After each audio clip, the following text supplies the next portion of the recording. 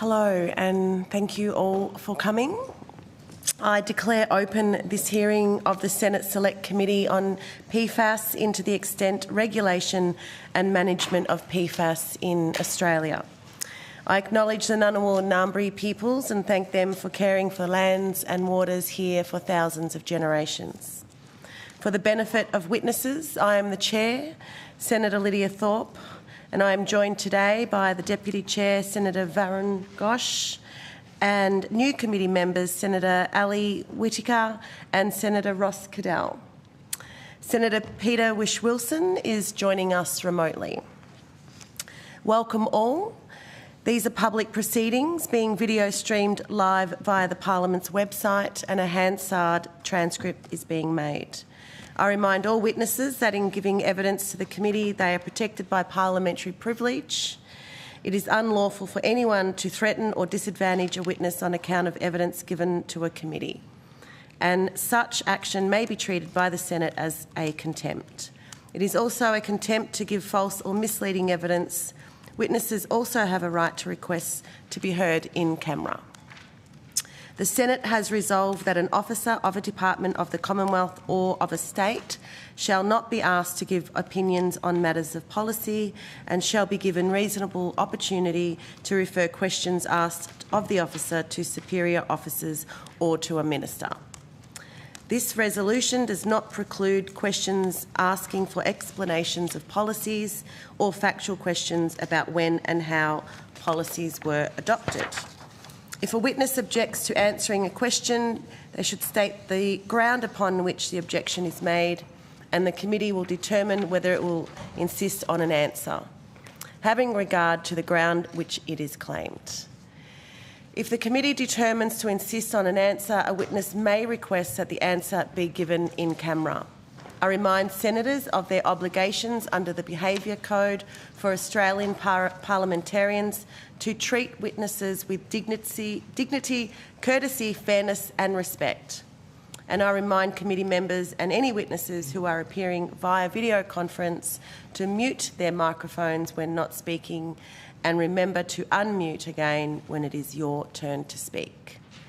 Our hearing today is a government agencies panel, and I welcome representatives from the Department of Climate Change, Energy and Environment and Water, Department of Health, Disability and Ageing, Department of Defence, Department of Infrastructure, Transport, Regional Development, Communication, Sports and the Arts, Airservices Australia, National Health and Medical Research Council and Food Standards Australia and New Zealand. Great, you're all here. I understand that information on parliamentary privilege and the protection of witnesses giving evidence to Senate committees has been provided to you. And for the Hansard record, will you please state your full names and the capacity in which you appear today? We might go with Ms. Wright. Thank you, Chair. Tori Wright, Assistant Secretary, Airport Environment Branch, Department of Infrastructure, Transport, Regional Development, Communication, Sport and the Arts. Morning, Senator. Rachel Burgess, Acting Head of Division for Circular Economy in the Department of Climate Change, Energy, Environment and Water. Good morning, Matthew Omerlane, General Manager of the Food Safety Branch at Food Standards Australia and New Zealand. Good morning, Stephen Bauhaus, Assistant Secretary, Department of Health, Disability and Ageing. Alan Singh, Executive Director, National Health and Medical Research Council. Celia Perkins, Deputy Secretary, Security and Estate, Department of Defence. Robert Sharp, CEO of Airservices Australia. And James Comley, PFAS Technical Lead with Airservices Australia. Great.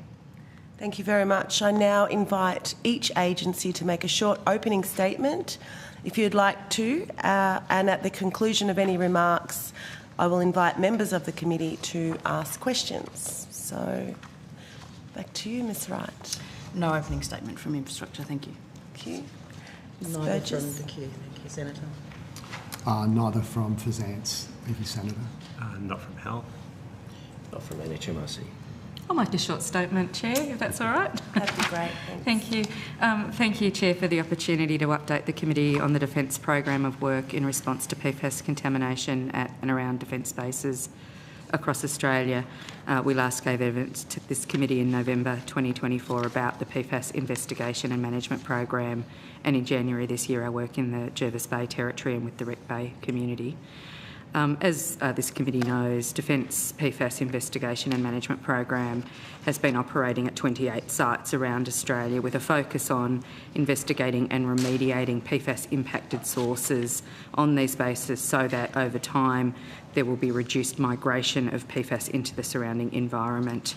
At 2 sites now, Singleton Military Area in New South Wales and HMA Airservices in Victoria, we have completed agreed remediation actions to the extent reasonably practicable and in consultation with state regulators.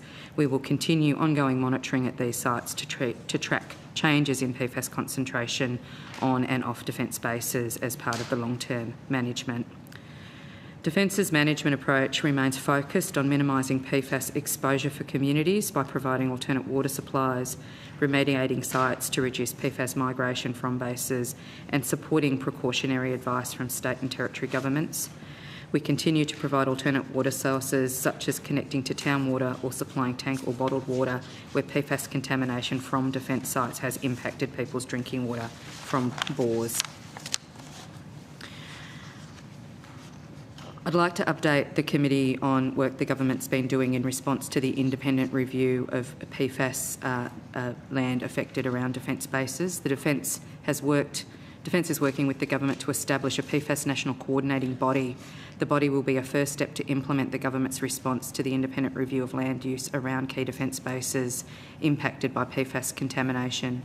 The Honourable Peter Khalil, Assistant Minister for Defence, together with New South Wales Minister for the Environment, the Honourable Penny Sharp, will provide oversight of the National Coordinating Body, and the membership and draft terms of reference for the National Coordinating Body are now settled, and we expect to convene the first meeting in November this year. Members of the body will include senior officials from Commonwealth agencies including Health, Infrastructure, DQ, together with senior New South Wales officials to support Minister Sharp. Queensland and Northern Territory jurisdictions will be added over time. We are also taking steps to establish a Williamtown working group. Tomorrow, the 6th of September, we will open expressions of interest seeking community members to join the Williamtown working group, and we will engage with the Warramai Aboriginal Corporation for their support for nominations to the working group. The Williamtown Working Group will include New South Wales and local government agencies and will support practical actions to mitigate PFAS contamination at a local level. The group will first convene in early December, and we will provide secretariat support and resourcing to these bodies for up to 12 months. I would just like to note that we provided a supplementary submission to this inquiry in June 2025 about the work we have advanced at RAF Base Wagga Wagga. In July, the remediation of source areas was completed. Defence is working with the New South Wales Government, Wagga Wagga Council and Riverina Water Country Council on strategies to protect the integrity of Wagga's water supply. Finally, I'd just like to provide an update on Indigenous engagement in the Jervis Bay area. We are working hard to improve how we engage Indigenous communities in our PFAS program. Since November 2024, we've been working with the commencement of the Mary Creek remediation at the Jervis Bay Range facility and working closely with the Wreck Bay Aboriginal Community Council at each step to communicate and deliver the remediation. Since February 2025, we've held a number of engagements with the community at Wreck Bay, including a community barbecue to discuss remediation, training for Wreck Bay Aboriginal Community Council rangers in May to support independent PFAS sampling in the area, a Defence presentation on the progress of remediation at a July board meeting, and monthly walkovers with Wreck Bay Aboriginal Council representatives for the Jervis Bay Range facility remediation site works. I want to finish by highlighting significant active remediation works have occurred at a number of defence bases this year, and we will continue to do that work. An additional $143 million was spent on remediation and program activities in the last financial year. Thank you for the opportunity to be here today. Thank you very much, Ms Perkins. Mr Sharp. Thank you, Chair. Airservices and its predecessor organisations, the current CASA organisation and the Department of Transport, used foams principally for firefighting operations. That is the key legacy driver for the organisation. We have an independent board We're a commercial organisation and we have duties and care under our responsibilities. And what I do recognise is that we are taking it quite seriously in terms of our responsibility. Whilst it's complex, multiple people involved, the bottom line is if we remediate and remove, it makes a massive difference. So that's our priority. We do work across a large number of stakeholders, and we're happy to be here today to contribute to the conversation. Thank you very much for appearing. Mr. Okay, great. Thank you very much. I'll hand over to Senator Ghosh. Thank you, Chair. I've got these questions to specific officials, but if there are other officials at the table who either have a view or are perhaps better placed to answer, please jump in. My first set of questions is to DQ, and it relates to the three chemicals that are subject to an import and export ban. And my question is, it also indicates in your submission that related chemicals are so banned. What's the scope of that, the word related in that context? How wide does that extend? Thank you for the question. So the three specific PFAS that are mentioned, PFOS, PFOA and PHFXS, are considered a class of PFAS. Underneath that there are what we technically call congeners, which have similar structures and similar properties as to those. So that's why they're all grouped together. What that means is we've identified 500 related chemicals. So these either have the ability to break down into one of those PFOS, PFOA or PHFXS in the environment, or are chemicals that go to making those three PFASs. So similar structures, similar properties, similar risks. One of the other observations was in the submission related to the difficulty in identifying the presence of these sorts of chemicals in manufactured goods. Yeah, How does the ban work? Is it simply the import of those chemicals? Does it extend to those manufactured goods that you know contain those chemicals? And then, if it does, but the presence of those chemicals is largely unknown or not necessarily known for all of our imports, how are we working to implement the efficacy of that ban effectively? So if I could just make sure I've understood your question. Sorry, there was three parts. No. It's. I think I've understood. So what you're asking is, we've got these 500 related substances. They may or may not be in a lounge suite, for example. Yes. How is it that we A, know that they're there, and then B, what is it that how do we propose to enforce those bans once we? Is that correct? Yes. Spot on. So, part of the way that we've designed ICAMs is a fundamental element is what's known as the minimum standards, and these are standards that apply to all chemicals that are scheduled under the ICAMs. One of those criteria there is that information must be provided but also sought. So it would be our expectation that if someone is importing things like couches, that they would ask those who contribute to that supply chain to identify whether those particular substances are there or not, but then conversely for that importer to make efforts to confirm that they are there or not. We do recognise that to analyse every piece of thing that comes into the country for all sorts of chemicals is a challenge. There are standard methods in place to develop certain groups. We are working through processes to understand and identify further methods that we could recommend to industry when they're importing these goods that they could apply. As to the actual on the ground, how would we do it? That is certainly something we are still working through in designing the Commonwealth implementation of those standards. In terms of bridging that gap between or that area where you've got the requirement that an importer finds out about what's in the product through an examination of the various steps in their supply chain and then their relationship to Commonwealth. What are the ways the Commonwealth is considering or thinking about setting up that system?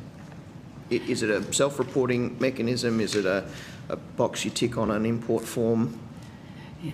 The Commonwealth is still very much in its early days of thinking of how to do it. We have been in discussions with not only the chemical industry but also importers, manufacturers, to work through where is the balance between rigour to ensure that compliance is possible, but also to what is not necessarily going to be overly costly or burdensome, which tends to then have an impact of encouraging non-compliance. Are there jurisdictions around the world that have models that you've looked at that are at least or seem to be working?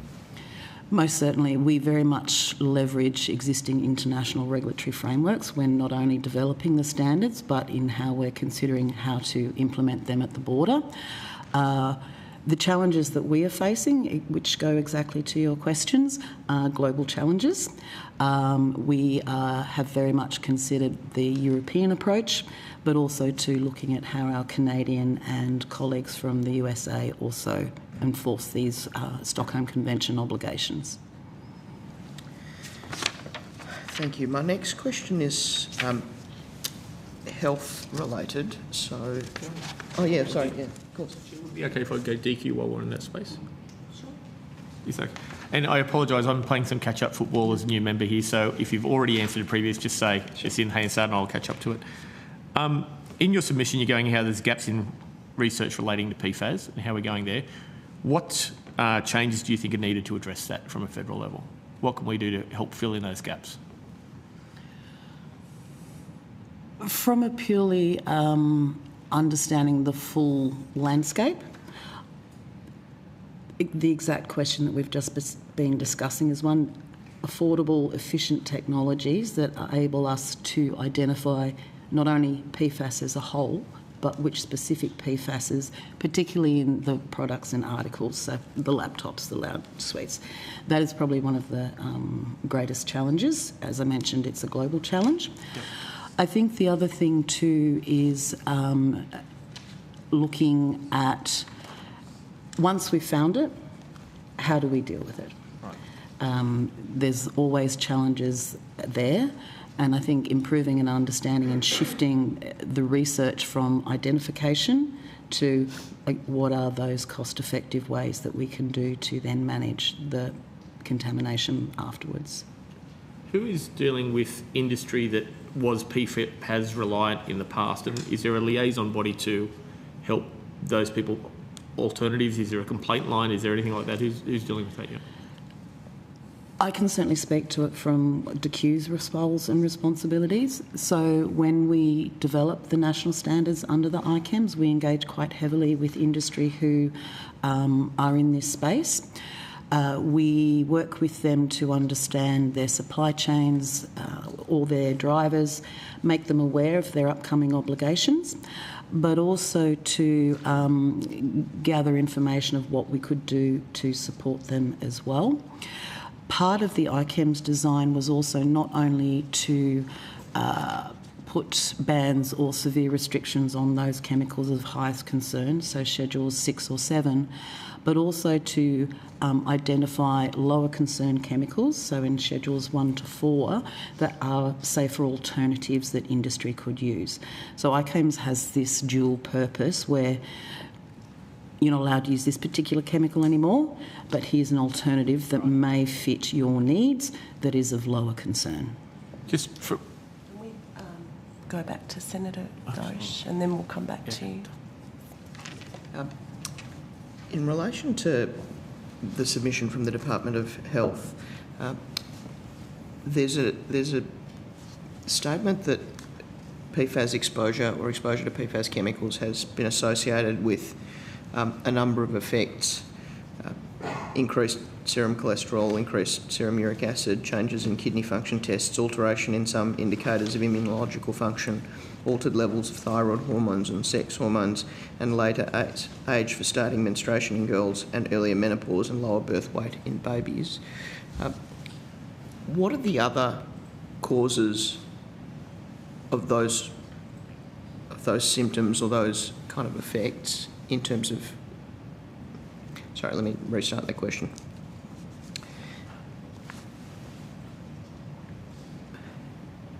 How do we separate out the effect of exposure to PFAS from other causes of those symptoms?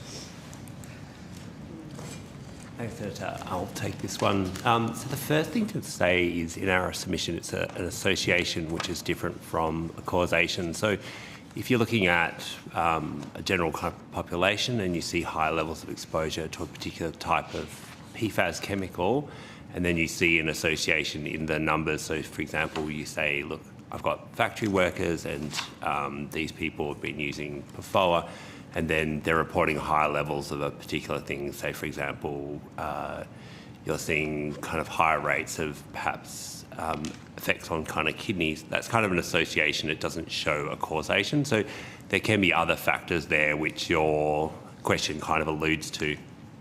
And the fact that it's kind of listed as an association is because that causation hasn't been made out. So it hasn't been shown to go from, like, there's a high rate of exposure to PFOA and there's a particular type of, effect on that population. So there's a difference between association and causation, which kind of goes to your second part of the question: how do you work out what the other causes are? And for PFAS, those other causes, it hasn't been eliminated that the cause is PFAS. It could be something else, and that hasn't been scientifically shown to be PFAS. Does that answer your question? It does. And in relation to those effects, just so I put it into some context, how common are they in the population more generally?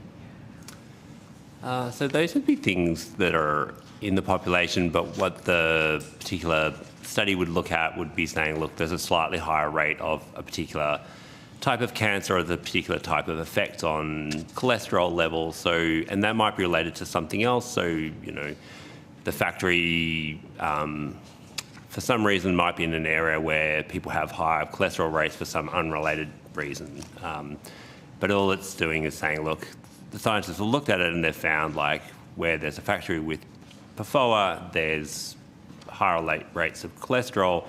Maybe that's something that might be related, but we can't establish a cause and effect. So we can't show that the PFAS has caused the high rates of cholesterol. Could be due to something else. Thank you.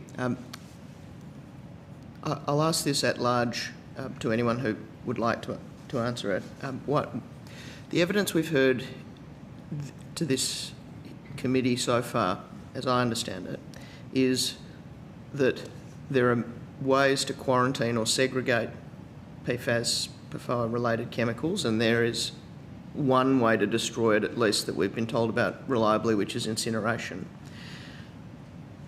Are there any other new technologies that are able to remove PFAS from the environment and effectively either break it down or destroy it, as distinct from simply segregate it or quarantine it?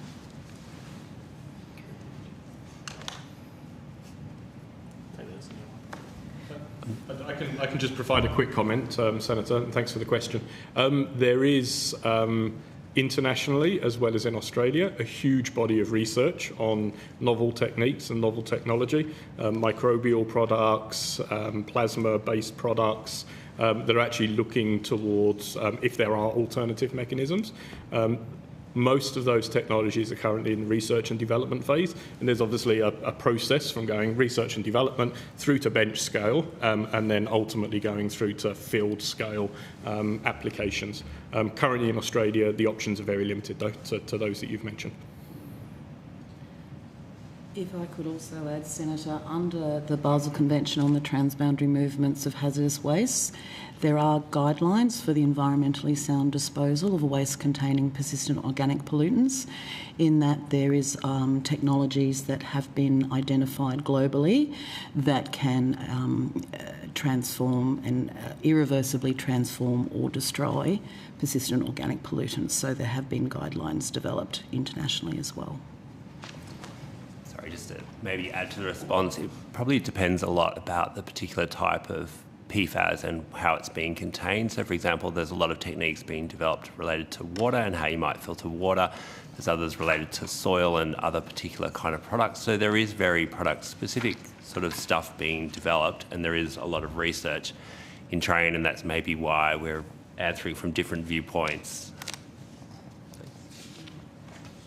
But may I take that as that we don't have anything that's at the stage of reliably being able to remove, that is, destroy PFAS or related chemicals other than incineration at this stage?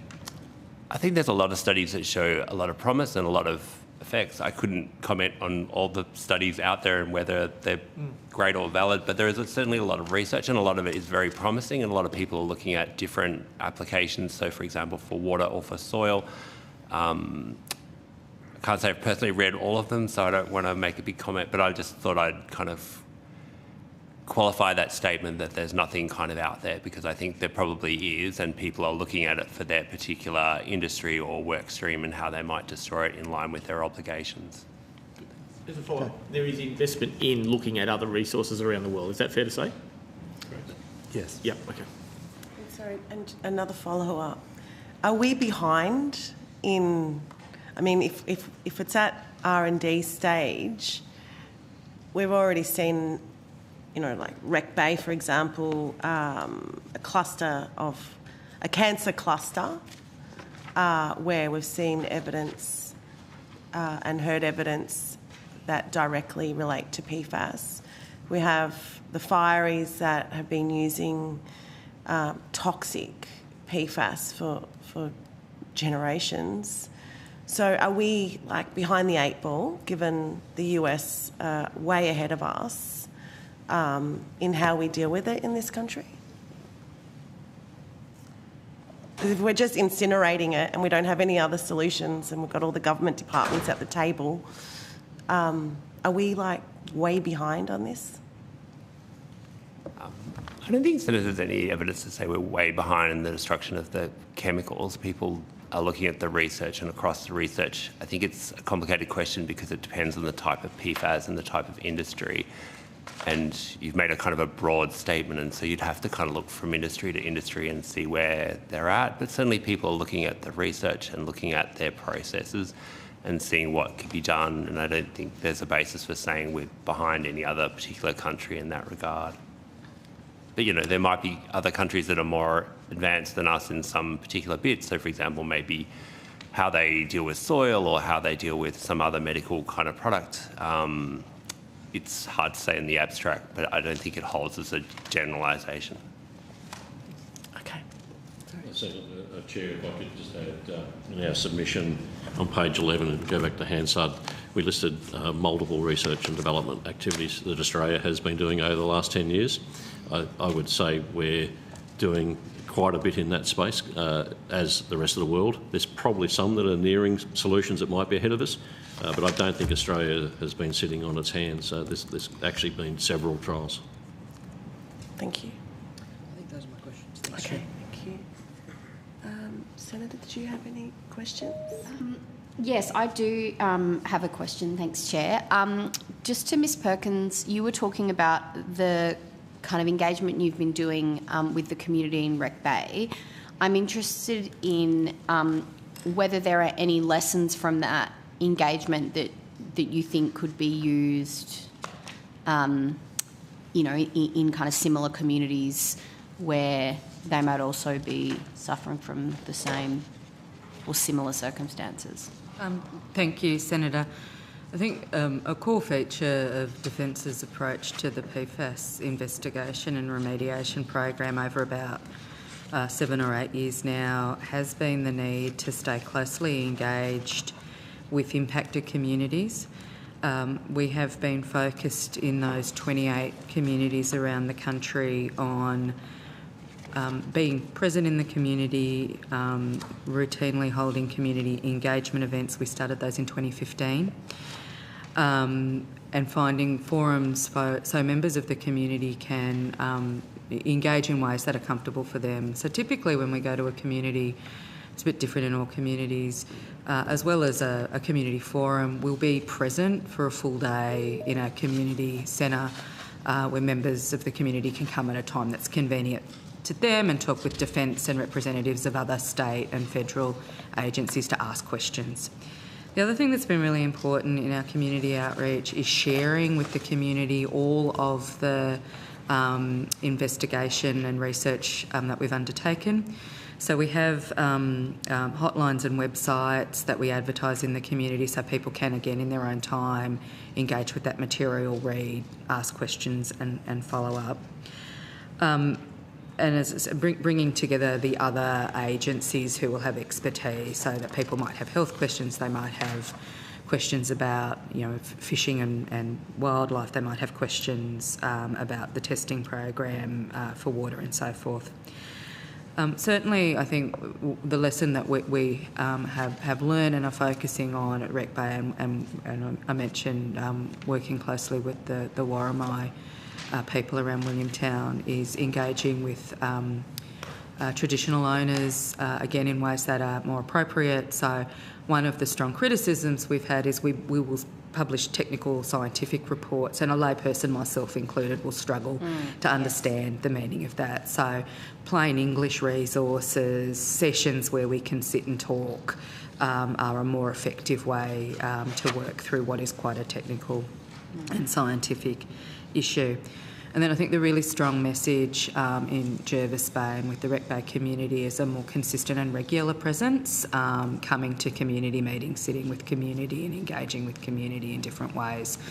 We now have a dedicated liaison officer working with that community, and I think that's the sort of lesson. As we move now into implementing the government's response to the independent review of land uses and stand up the national coordinating body, these community working groups that are a vehicle both for community members, traditional owners and others to be part of that conversation with state and Commonwealth and local government officials is an important way to keep the community closely engaged in the conversation, and that the ways we think about moving forward on remediation and community effects have a community and a traditional owner voice in the room at every step. So that's the way we will take that forward. Starting in Williamtown, we will be advertising those expressions of interests tomorrow. We'll stand up the national coordinating body in the next 2 months, and we'll be in the community from December. Great. And so you said that one of the lessons was to have more regular engagement. What do you mean by that? Yeah. How regular are we talking? So the cadence of community engagement really followed the cadence of the program. So in the early investigation phases, they were quite regular.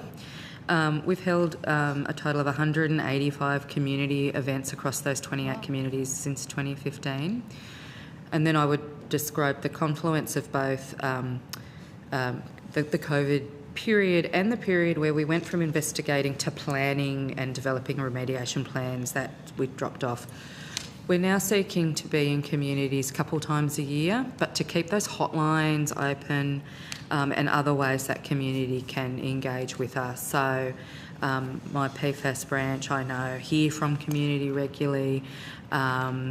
In those communities where we have more active programs, for instance, around support for water, whether it's bottled water or connections, they're more regular conversations and mechanisms for community to be engaged.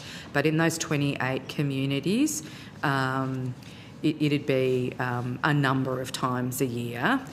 As we stand up the national coordinating body, those working groups in many ways will set their own rhythm, and we will support them in that. And so we will start to do that work as those community nominations come through to us in the next few months.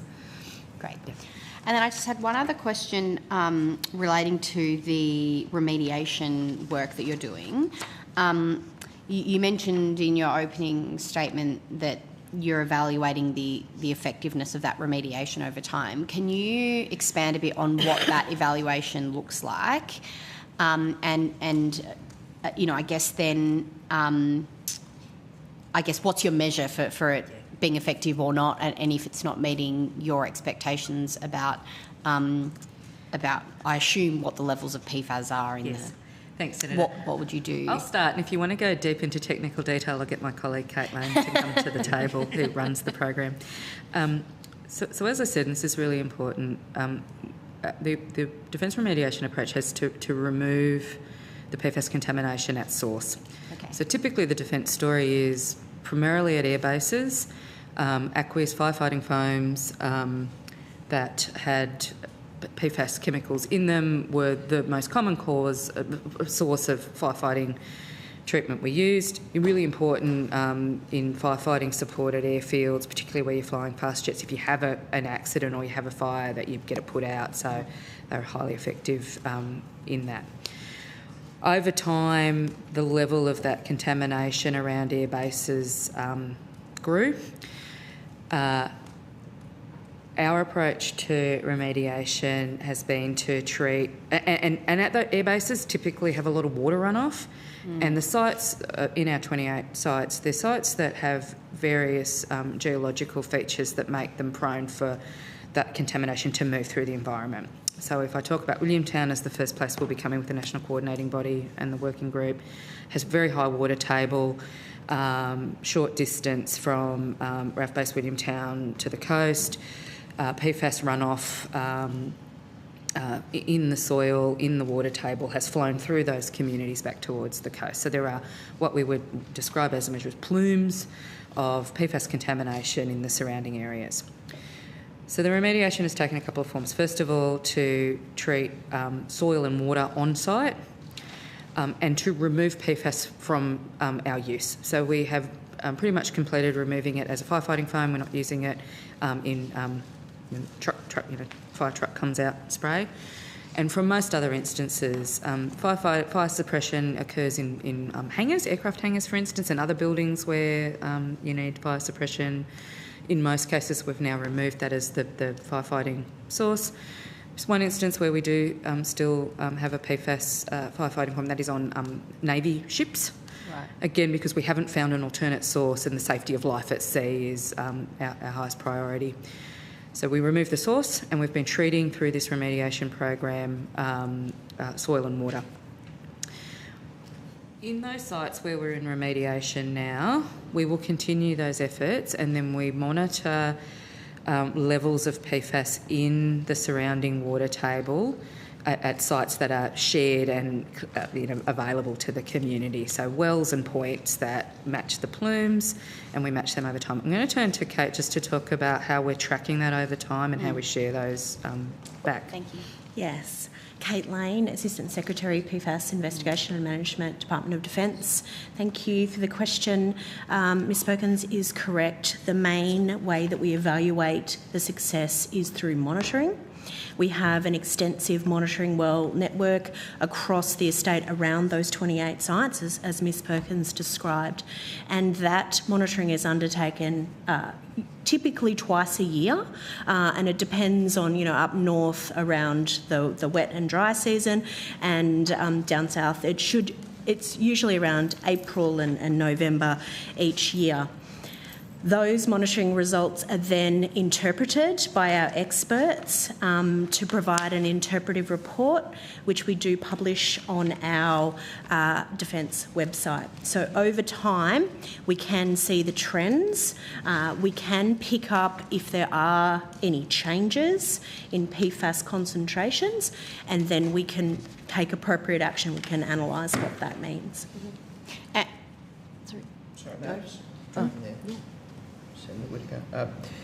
Are you able to give us a little bit of more detail on what remediation does look like from a technical perspective? Thank you. I'm not, Ms Perkins was very kind, I'm actually not a technical person, but I will...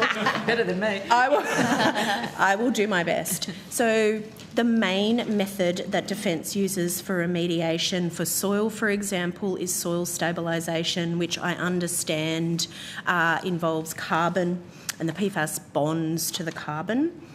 If the soil is particularly contaminated, that can be taken off-site and incinerated, as you were referring to before, at those licensed facilities. That is the main way we destroy high concentrations of PFAS, and that soil stabilisation work. In terms of water treatment, it is a combination of pump and treat, again using these filters and resin that remove the PFAS, it sticks to it, and then the clean water can flow through. We also are trialling a passive environmental barrier where we put that in waterways and it flows through rather than a pump and treat through a water treatment plant. Does that answer your question? Yeah, it does. Thank you. And when I know you said you published the results on your website, but I'm just interested in and you don't have to go into specifics, but in a general sense, is the goal of the remediation to remove the contamination completely? Is that what the remediation does, or does it just lower the levels of... Yeah. Senator, so the goal is to, over time, see that level of PFAS present in groundwater reduce as low as reasonably practical. Okay. We don't think in current scientific terms zero is likely. What we've learned over the 10 years now we've been doing this is it is a really highly persistent chemical. So realistically, we're looking over time for the size of the plumes to decrease and the concentration of PFAS in them to be lower. And by removing its source, that no more continues to contribute to what that prevalence might look like. Each site's really different, and the geology of each site's really different. So in those sites where we've finished, they're physically quite different. We've removed PFAS at source, so PFAS movement. We've done all we can do there. At other sites, we will continue that monitoring as the source treatment concludes, so that we can see over time that reduction in concentrations. Yeah. Thank you. Could I just add that the main goal is to break those exposure pathways to communities. So Ms Perkins is 100% correct. We aren't expecting zero, and we aren't expecting to remove PFAS from the environment, but to really reduce the risk to communities. And we do that through both remediation and providing alternative water supplies that Ms Perkins alluded to in her opening statement. Thank you. Senator Whittaker, and welcome to your first Senate inquiry. Thank you. Congratulations. Thank you, Chair. Senator Cadell. I want just that for a bit. Williamtown is where you're familiar with and I'm familiar with. I, as a cadet, spent 6 years getting hit by water cannons and phoned for fun up there that now I find contains PFAS. The geological you're talking about, the plume tends to come south from Williamtown on the maps. Tomago sandbeds are to the north, which is water supply for the Hunter, and it is a floodplain. How do you get affected by things like non-compliance with Martha's farm, where the 14-foot drain, 10-foot drain, not on your land, where they had works to do on the drainage around the area and didn't do what was in the original DA? How does that affect for remediation and plume work? Senator, I'll be cautious about not straying too far from my knowledge base. I'm very familiar with the point you're talking about. But the point I would make, that is why moving forward in the national coordinating body and in implementing the independent review, we know we need to work with New South Wales State Government and with the local government, because what we're really keen to do now, having done all Defence has done to treat on the base and to monitor in the community, is to work with Council and with the state government on that broader area around the RAF base to collectively address treatments and impacts. Yeah.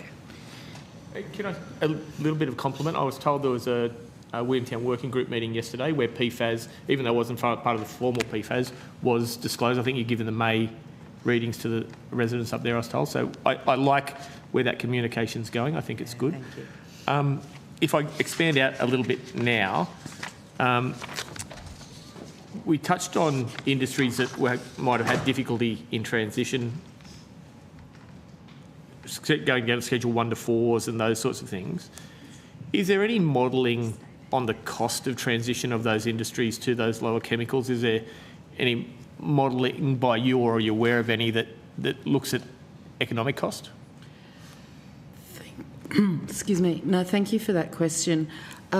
Not specifically, but in terms of when government took the decision to establish the ICAMs and the national standards, as part of that process there was, as you would expect, the what was then known as the regulatory impact statement, which did go into the cost-benefit analysis of having standards to prevent harm to the environment from these chemicals. In that cost-benefit analysis, the net benefit of having national standards, particularly on those high concern chemicals, was conservatively estimated to be approximately $112 million over 10 years. So that was the most recent modelling we have. Clearly it is a consideration for industry, the sort of cost benefit, but the broader environment benefit, including the long-term almost insurance policy in terms of preventing further events. Cool.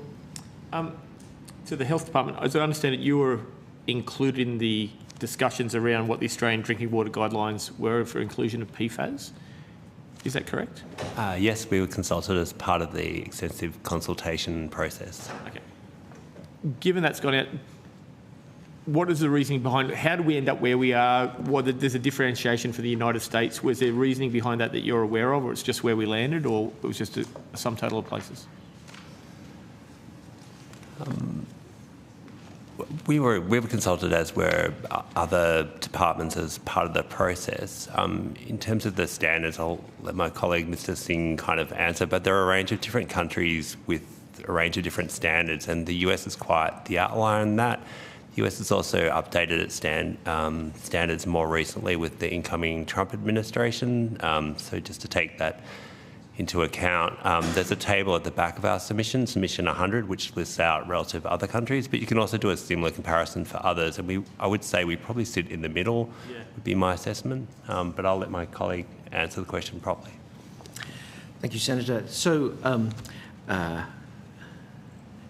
when we set the Australian drinking water guidelines, we go through our own process. We look at the evidence, and there are, we have a particular approach which is used by quite a few other organisations around the world, including the World Health Organization, for example. But the Americans do take a different approach. The US EPA does take a different approach. The initiation of the update to the drinking water guidelines was the US EPA publishing their revised work in 2022. But once we went through those studies in some detail, and again with advice from our expert advisory group, and you're probably aware of the extensive consultation process, including public consultation that went through, we concluded that where the evidence was most reliable enough to form our own conclusions, took us to a slightly different place. Okay. Ms Perkins, when you talk about supplying bottled water and stuff like that, is that on those guidelines that we've been given on that table? Is that what you're monitoring, if it's over and above or close to that, or is it just generally? A slightly different angle on that, Senator. As Ms Lane said, our focus is reducing exposure pathways in affected communities. Over time, some of this, just an interesting town planning fact, I suppose, and you're familiar with Williamtown. The communities that sit around RAF bases are often in slightly more remote locations, often not on town water, often using bore water. So, in a number of communities, and I'll call out Williamtown, I'll call out Bullsbrook in Western Australia, Katherine, Oakey. What we find is those properties that are affected by PFAS contamination because they're close to a base aren't on town water. And so over the 10 years we've been undertaking the investigation and remediation program, one of the particular concerns was how we, working with Commonwealth and state health and environmental authorities, helped those communities apply the precautionary principle. And if you're on bore water, and we know that the bore water has PFAS in it, while we seek to understand the longer-term health impacts, is there a way that we can take one of those potential pathways away? So in those communities, a combination of either connecting to town water is an activity we've been undertaking in the Bullsbrook community over the last few years, or providing bottled water is an activity we've been doing in Katherine. Recognise that the standards on drinking water have been evolving, and for some of those residents, if their water source was bore water, it would have a high PFAS concentration. Yeah. You mentioned the non-causational, but the association with different. Quite scary when I realised how many times I was sprayed with foam at Williamtown. Those things I might explain a thing or two, but how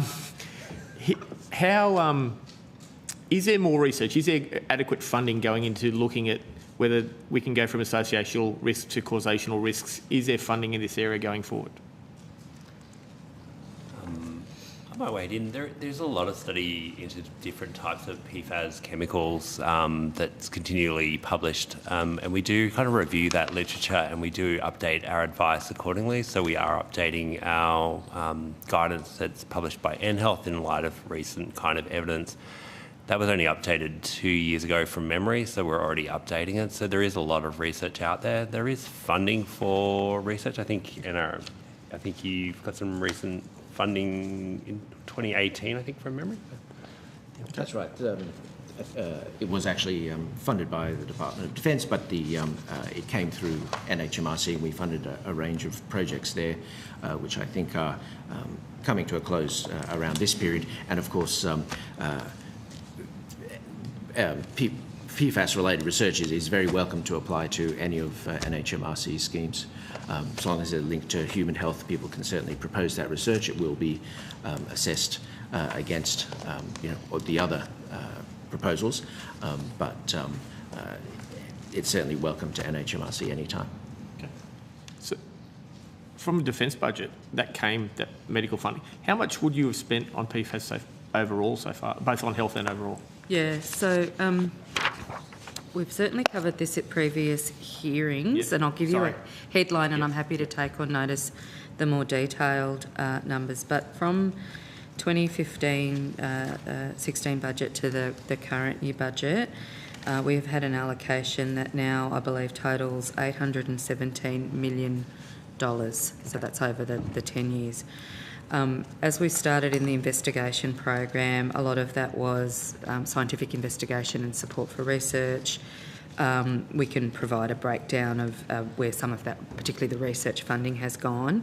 And in more recent years, we've transitioned to, as we've talked about, the remediation program. So if you're doing soil remediation on site, the work we've done to transition firefighting foams in fixed establishments, collectively, that body of activity's been $817 million over the last decade. So can I just ask, does that include the litigation that the Defence had to pay Rec Bay for destruction of cultural? Class action settlements and legal fees are a separate number. 5 class action have been settled, and around 400 other legal claims have been settled.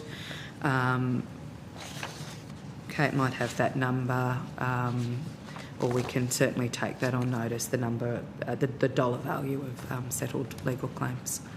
Yes.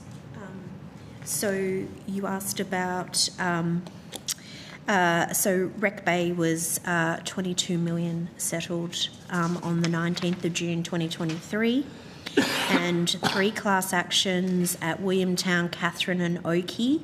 That was $212.5 million on the 5th of June 2020. and class actions relating to RAF bases, Pearce, Darwin, Townsville, Edinburgh, Richmond, Wagga and Bandiana military training area was 132.7 million, which was settled on the 25th of August 2023. Those numbers they're settled amounts, they don't include our legal fees, which if you wanted we could possibly provide. Yeah, if you could provide that as well, and if there are any ongoing class actions pending. We'll take it on notice. Thanks, Senator. Sounds like it. Ms Perkins, you mentioned about collaborations on rehabilitation. The CSIRO program, is that still ongoing? Is that progressing? Is there any sign of new methods of remediation or anything out of that? Thank you. I don't have the details here, but the CSIRO project is coming to an end. We're looking at the final reports. That did, and I could probably look to my colleagues to provide some other details as well, that looked at building materials and PFAS in construction, permeability of concrete, etc., and we're finalising those reports now. In terms of methods, it is not my understanding, but I'm happy to provide further detail on that if you wish. That would be good. Flowing from your questions about research, and this is for the panel generally, there's obviously a lot of research going on internationally was one of the answers, but are there any areas that people on the panel before us today would consider are important research questions that are currently not being investigated either globally or in Australia?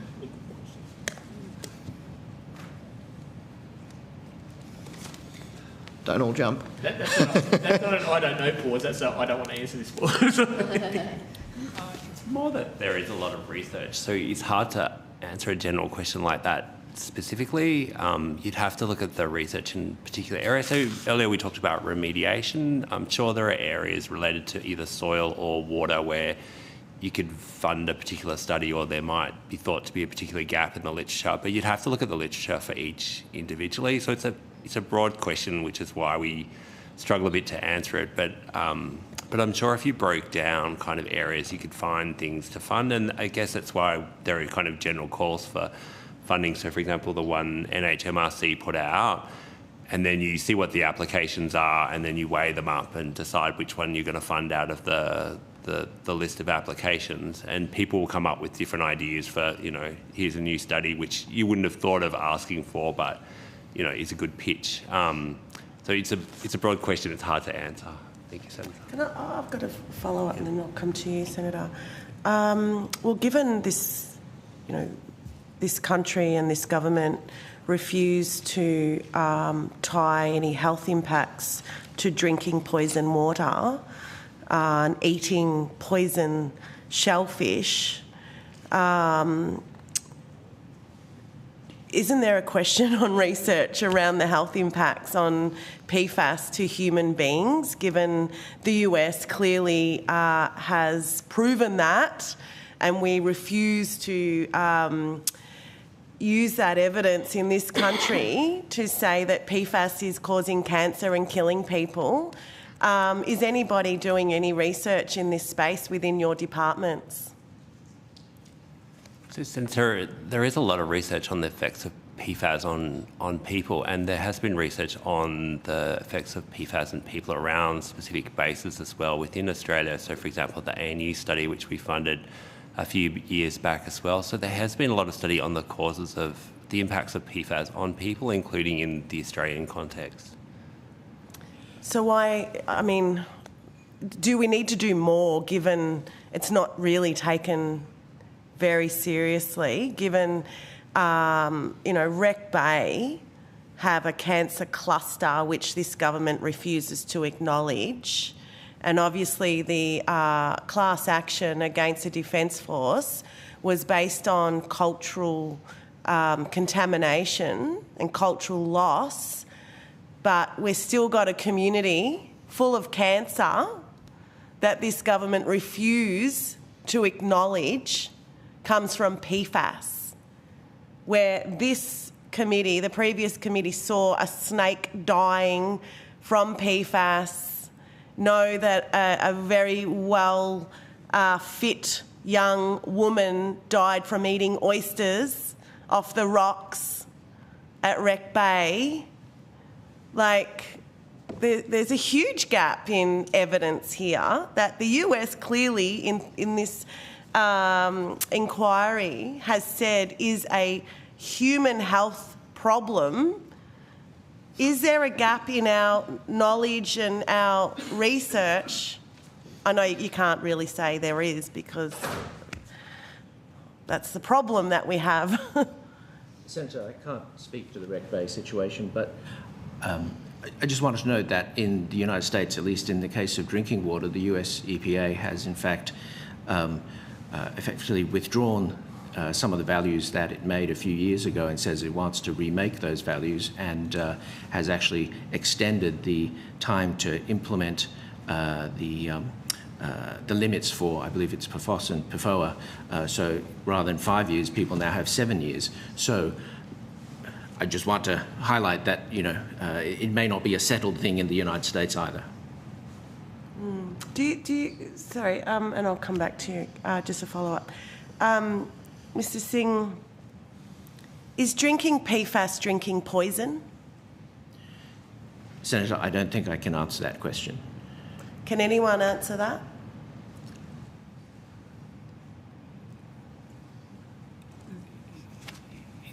It's a broad statement, Senator. I think what I'd say is we have standards for water and we have standards for food, and people are expected to meet those standards, and where there are non-compliance, those are remediated to make sure that the food people eat and the water people drink is safe.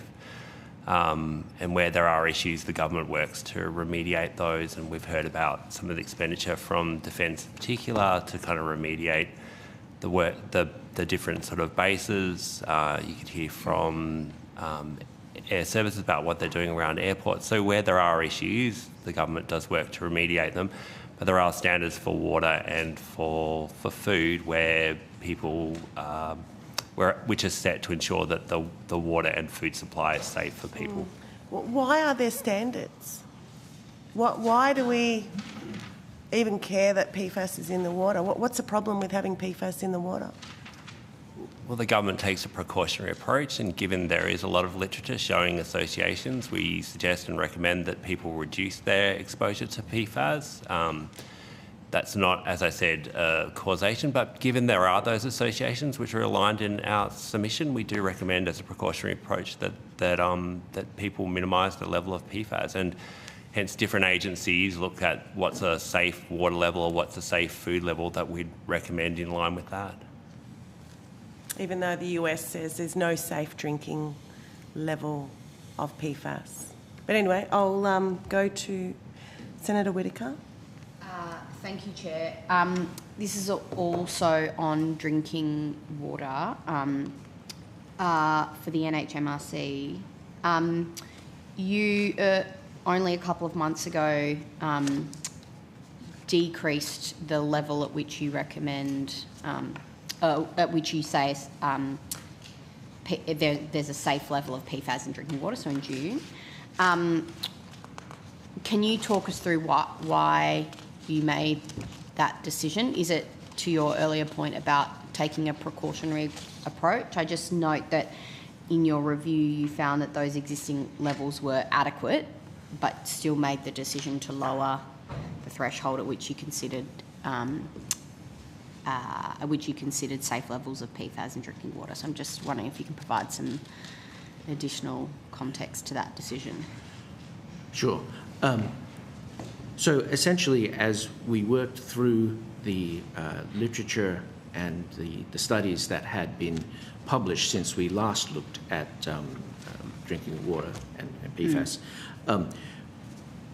we found that there was more evidence about associations, and while it's not, I would say, conclusive yet, we felt that there was enough there to suggests that we should bring down the levels of the substances that we had looked at before. And as you're aware, we also looked at some other types of PFAS as well. And some of those were, we were able to also form a guideline value for, and some there just wasn't enough evidence for us to do so. Okay, thank you.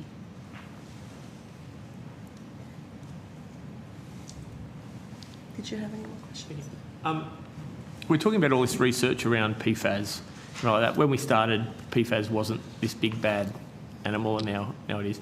Is there any research going along to make sure that, like the fluorine-free foams we're using and stuff now, won't develop the same way? Are we monitoring their use and their things in the way we are PFAS to not recreate the same problem? I'm not aware of us having funded any research on that basis, but I also haven't double-checked recently. So. Right, okay. Maybe just to say there is a lot of monitoring now of firefighters given the exposure to PFAS.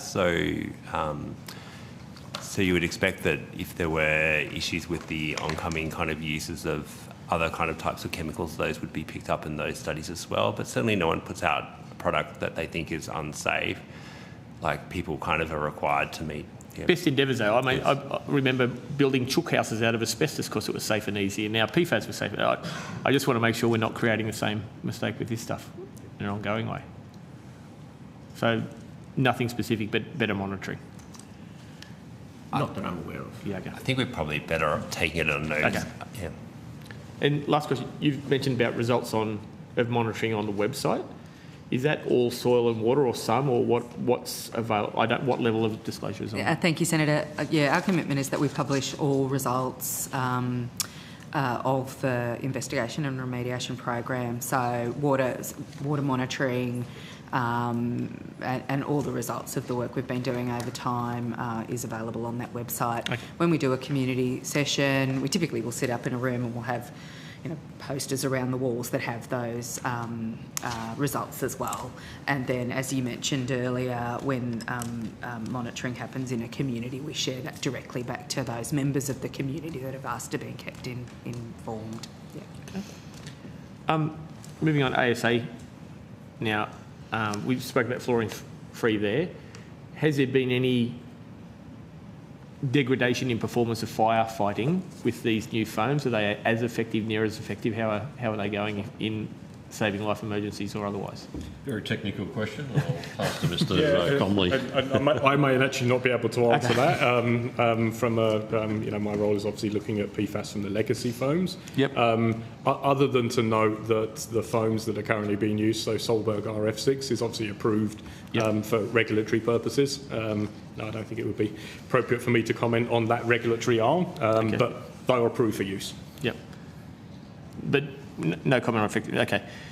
Defence is obviously, I regard as the pointy end of remediation, but you would be the next cab off the rank. Are you finding anything in your learnings, what works, what doesn't work, what should be focused on, what's possible? So I think our program, the characterisation and investigation phase of our program is now wrapping up, and soon to be very wrapped up. Very wrapped up. Very wrapped up.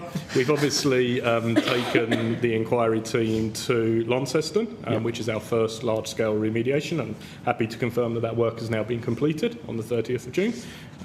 Total of 27,000 cubic metres of soil was excavated from that remediation there. Similar to what our colleagues from Defence have spoken about, a proportion of that material was treated, reinstated and stabilised. A proportion of that material was disposed off airport.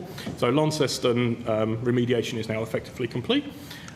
We've got another 3 remediation plans that are now finalised.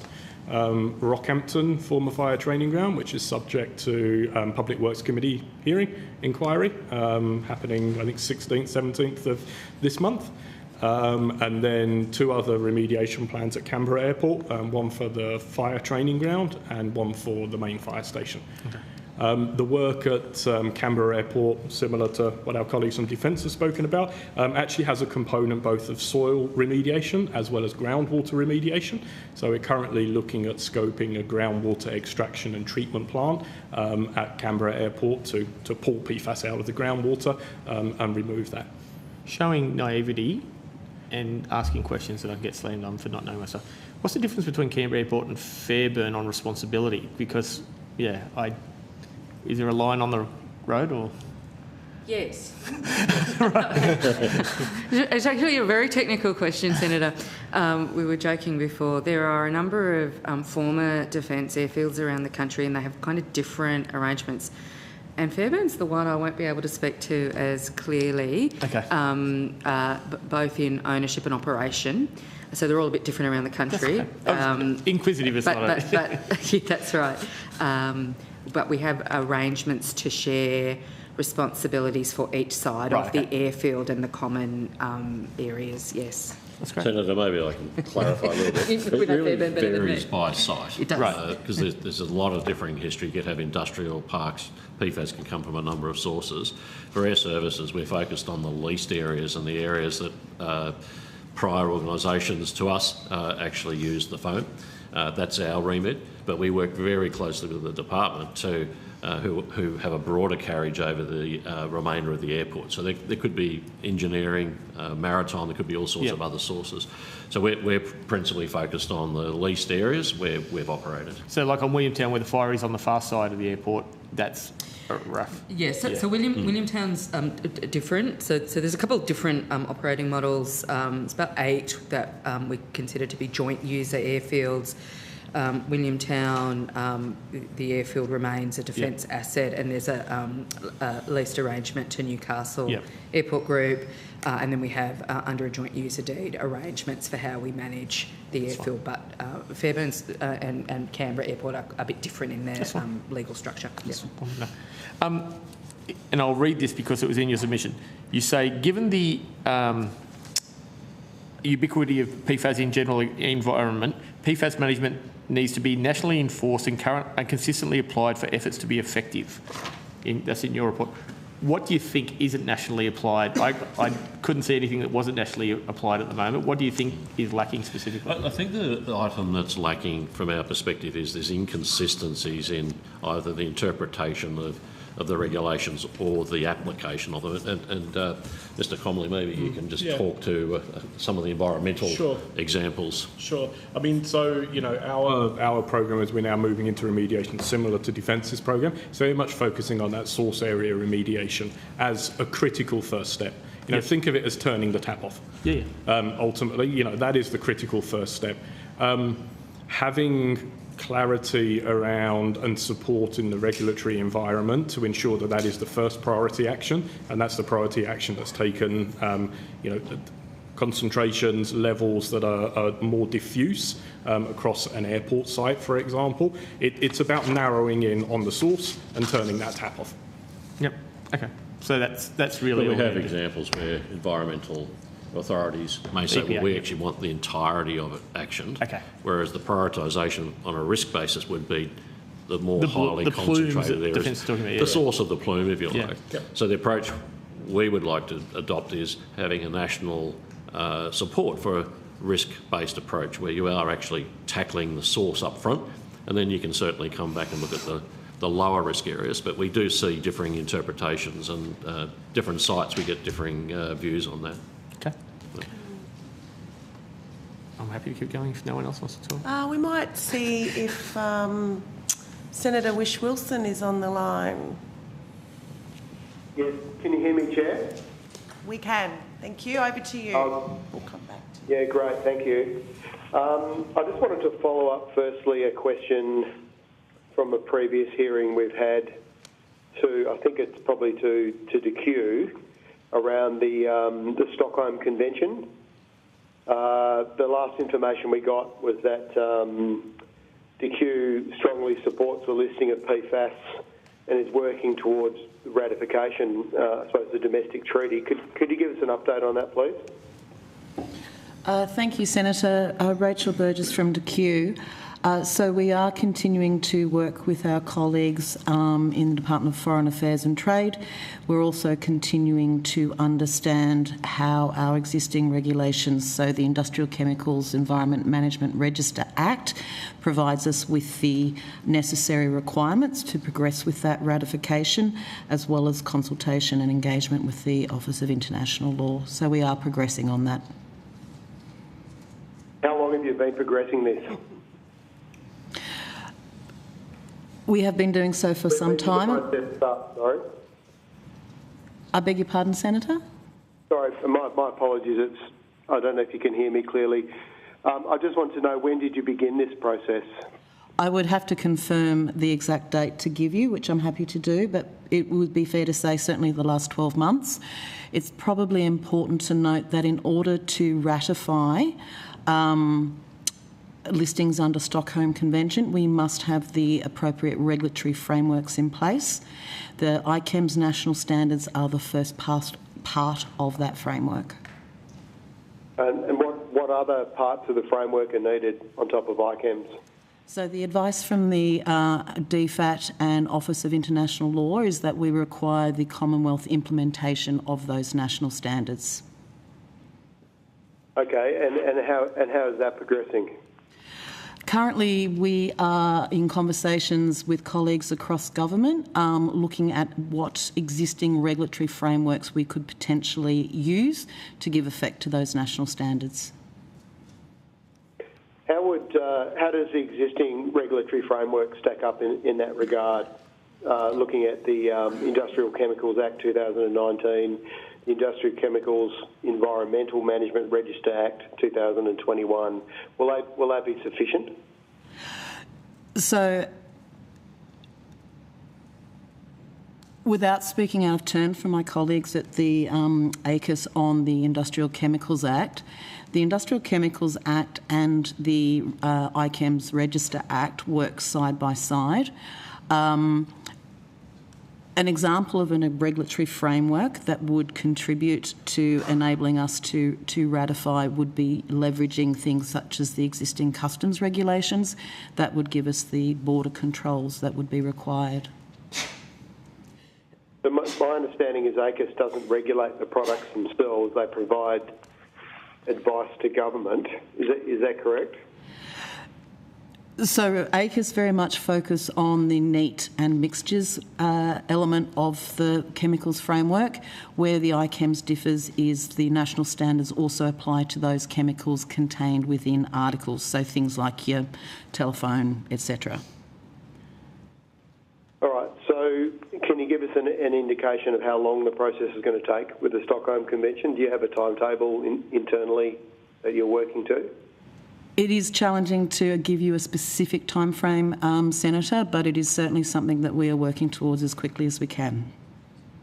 Is it a priority in this space? I mean, we've got a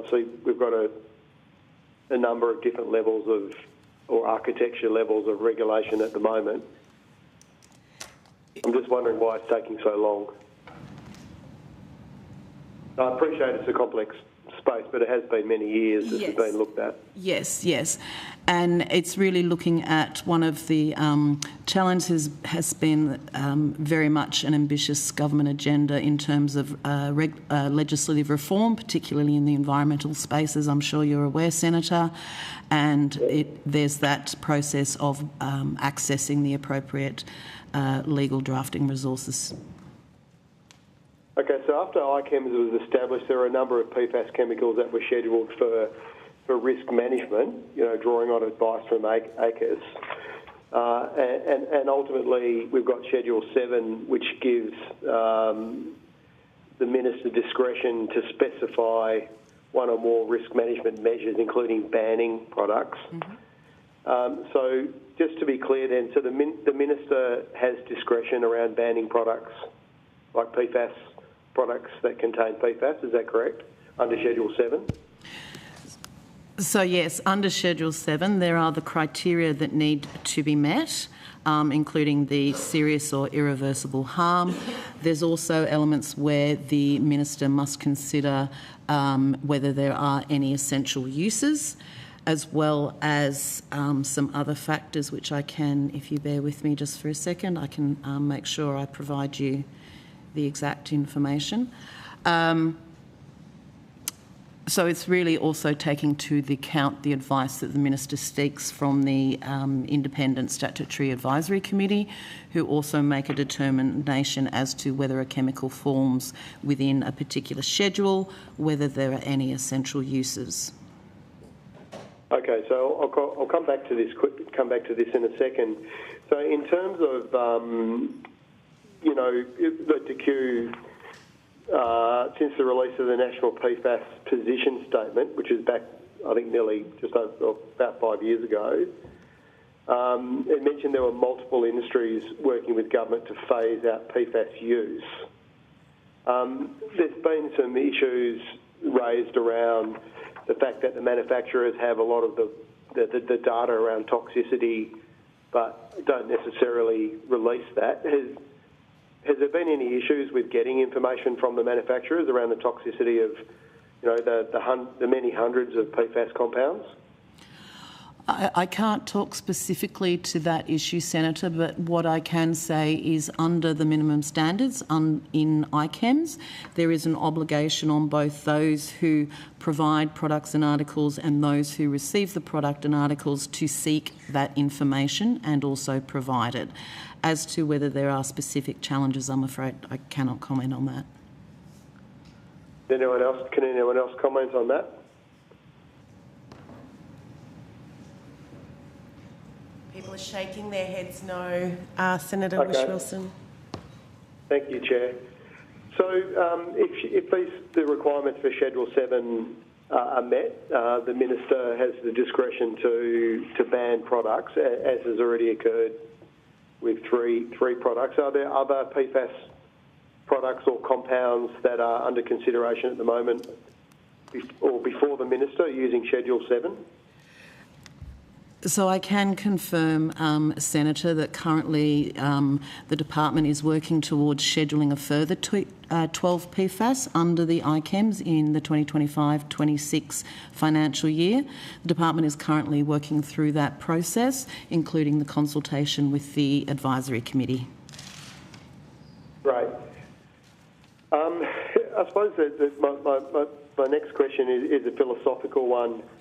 I don't kind of want to get into the weeds on what's a precautionary approach and what's a risk management approach, but my understanding was the government's, the architectures that we've been discussing here are a risk management approach to PFAS. You may have seen recently an article in the conversation around the fact that the European Union wants to ban all 14,000 PFAS compounds using a precautionary approach. Have you given the Minister a briefing or the previous Minister a briefing on this EU approach? Or can you update the committee on what the EU are thinking? Because you did mention earlier, or might have been you specifically, that you do look at the EU and that you take some guidance from the EU. So I'd be very interested in your comments on this. Yes, Senator. So, yes, you are correct. We do look at other international risk management approaches, such as the EU regulations, when we are developing our national standards. This partly goes to recognising similar regulatory frameworks, but also to the elements of ensuring that when we are placing controls at the border, that we're not inadvertently creating, one rule in Australia, one rule in the EU, and another one which clearly makes global trade quite challenging. When we do that, we do also ensure, however, that it is also fit for the Australian context, and this goes for other standards as well. We are certainly looking at what existing regulatory framework or regulations are in place internationally for the next 12 PFAS that we are working on, and the outcomes of that work will inform our advice to the Minister as to future scheduling decisions. And is any of that work looking at whether safer alternatives exist? Yes, Senator. So unfortunately you weren't with us before, but I have mentioned, and I think I may have mentioned this in previous hearings, that part of the ICAM's design is not only to put or have chemicals in Schedules 6 and 7 for severe restrictions or bans, but also to have chemicals with similar end-use properties in the lower schedules 1 to 4. So what this does is provide consumers and industry with a way of identifying potential safer alternatives. Okay, but coming back to my question, which you didn't answer the specific element of whether you've clocked the fact that EU are looking at banning all 14,000. Yes, we are. Chemicals or compounds, and whether you've briefed the Minister on this or the previous Minister on this? We are aware of the proposed European approach. As we understand it, it's under consultation in the Union. Yeah, correct. Sorry. Our, Senator Whish-Wilson. Yep. Just following up there, your clarification was with whether Ms Burgess or your department has briefed the new minister on the EU's banning of these chemicals. So I think that was your question, Senator Whish-Wilson, as well? It was, but I understand the new minister's been very busy, Chair, with trying to get our environment laws sorted out. May not have had a chance to have a briefing, but nevertheless, I would certainly like to put on the ask you to give the minister a briefing on this, but I of course can't direct them to do anything, but I just wanted to make that point. So just for a point of clarification from my perspective, has the new minister been briefed on the EU's position on PFAS? Not on the EU position, no. Beg your pardon? Not on the EU position, no. Okay. Is there plans to brief the new minister on the EU position on PFAS chemicals? We will brief the minister through the processes of the upcoming scheduling decisions, which include PFAS. Okay. Will that be this year? We've made a commitment to look at those or have scheduling decisions for those 12 PFAS in the 2025-26 year. Will it be this year, 2025? We are certainly working to provide the minister or their delegate with the information before December as to when the decision is made. That would be a matter for the decision maker. Thank you. Sorry, Senator Whish-Wilson, back to you. Yeah, thanks, Chair. I suppose this is a question more broadly, but I actually think I'm pretty sure I know the answer to this question, so I shouldn't ask it, but do we have a list of essential uses of PFAS, be they long chain or short chain, like perhaps in health applications or other applications? I know there's obviously lots of industrial and commercial uses, but is there any kind of definition of essential use for these kind of products? I might take that question. It is kind of hard.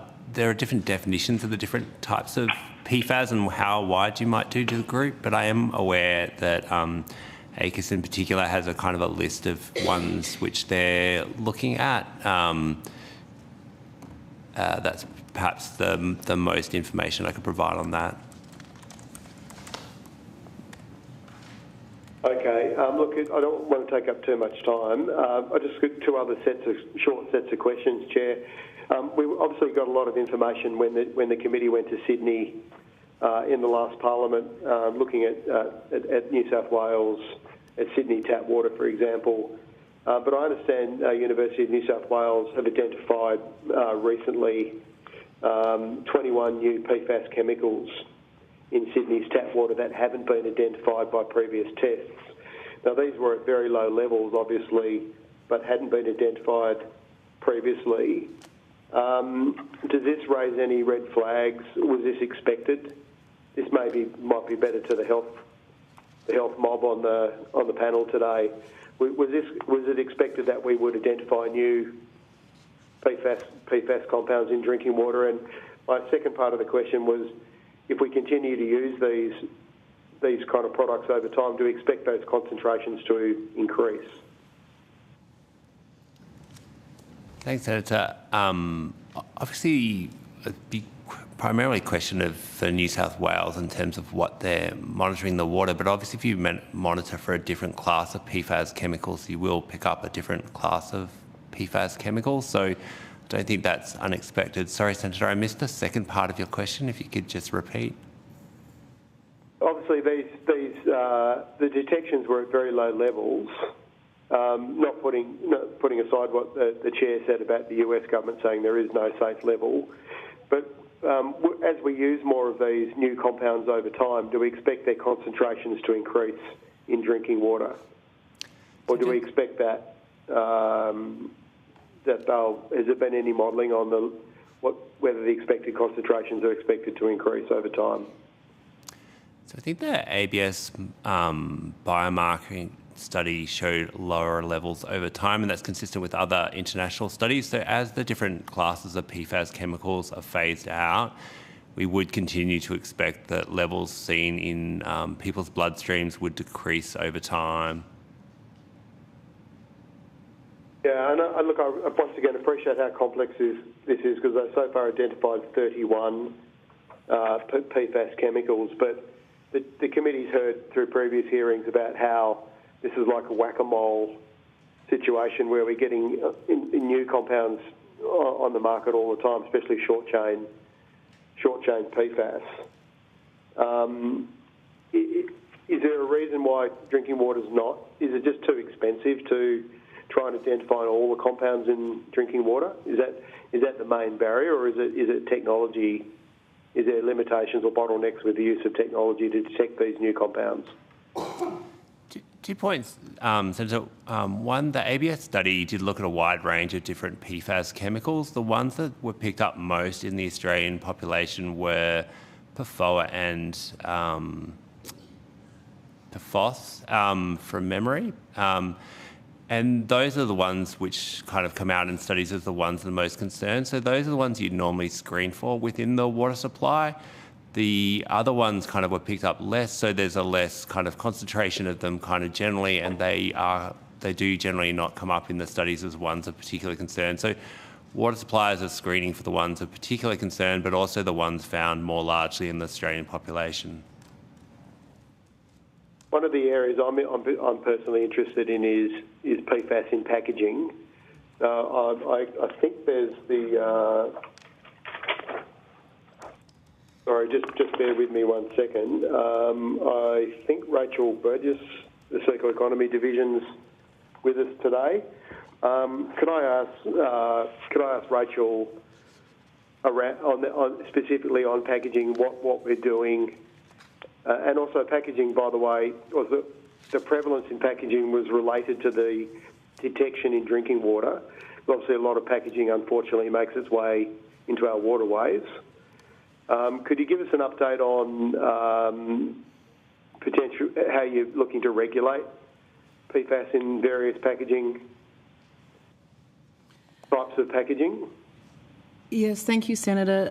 So you may be aware that through October and November in 2024, the department undertook significant consultation, public consultation and consultation with industry on what packaging reforms may look like and seeking their views. You may also recall that as part of that conversation, there was not only what any sort of reforms might look like, but also the topic of chemicals of concern currently used in packaging, and as part of that, whether any additional regulation was required beyond under what is already considered under ICAMS. That work is through the process where the department is now considering the information provided through that public consultation. And are you able to tell us, I don't know if you get this information from other departments, like how many different kinds of PFAS compounds we've got in packaging in Australia? Because obviously we import nearly all our packaging, with the exception of some recycled content. Do you have a register of how many different products have PFAS in them? There has been some work undertaken by the sector to identify certain PFASs within packaging. They too have identified one of the key challenges in terms of understanding exactly which PFAS and in what specific products or articles. This is an area where the department is looking at future work to identify a broader range and more specific forms of PFAS in various packaging items. I've put this question directly to APCO in a previous inquiry, but it comes back to my question earlier about how much information is the industry sharing with government and regulators. So you could say now, given this has obviously been an issue of public importance for many years, the department doesn't know or hasn't got that information at its fingertips from industry as to the types of PFAS we're seeing in common household packaging. There is some information at the department's fingertips, Senator. Would we always like to see more? Of course.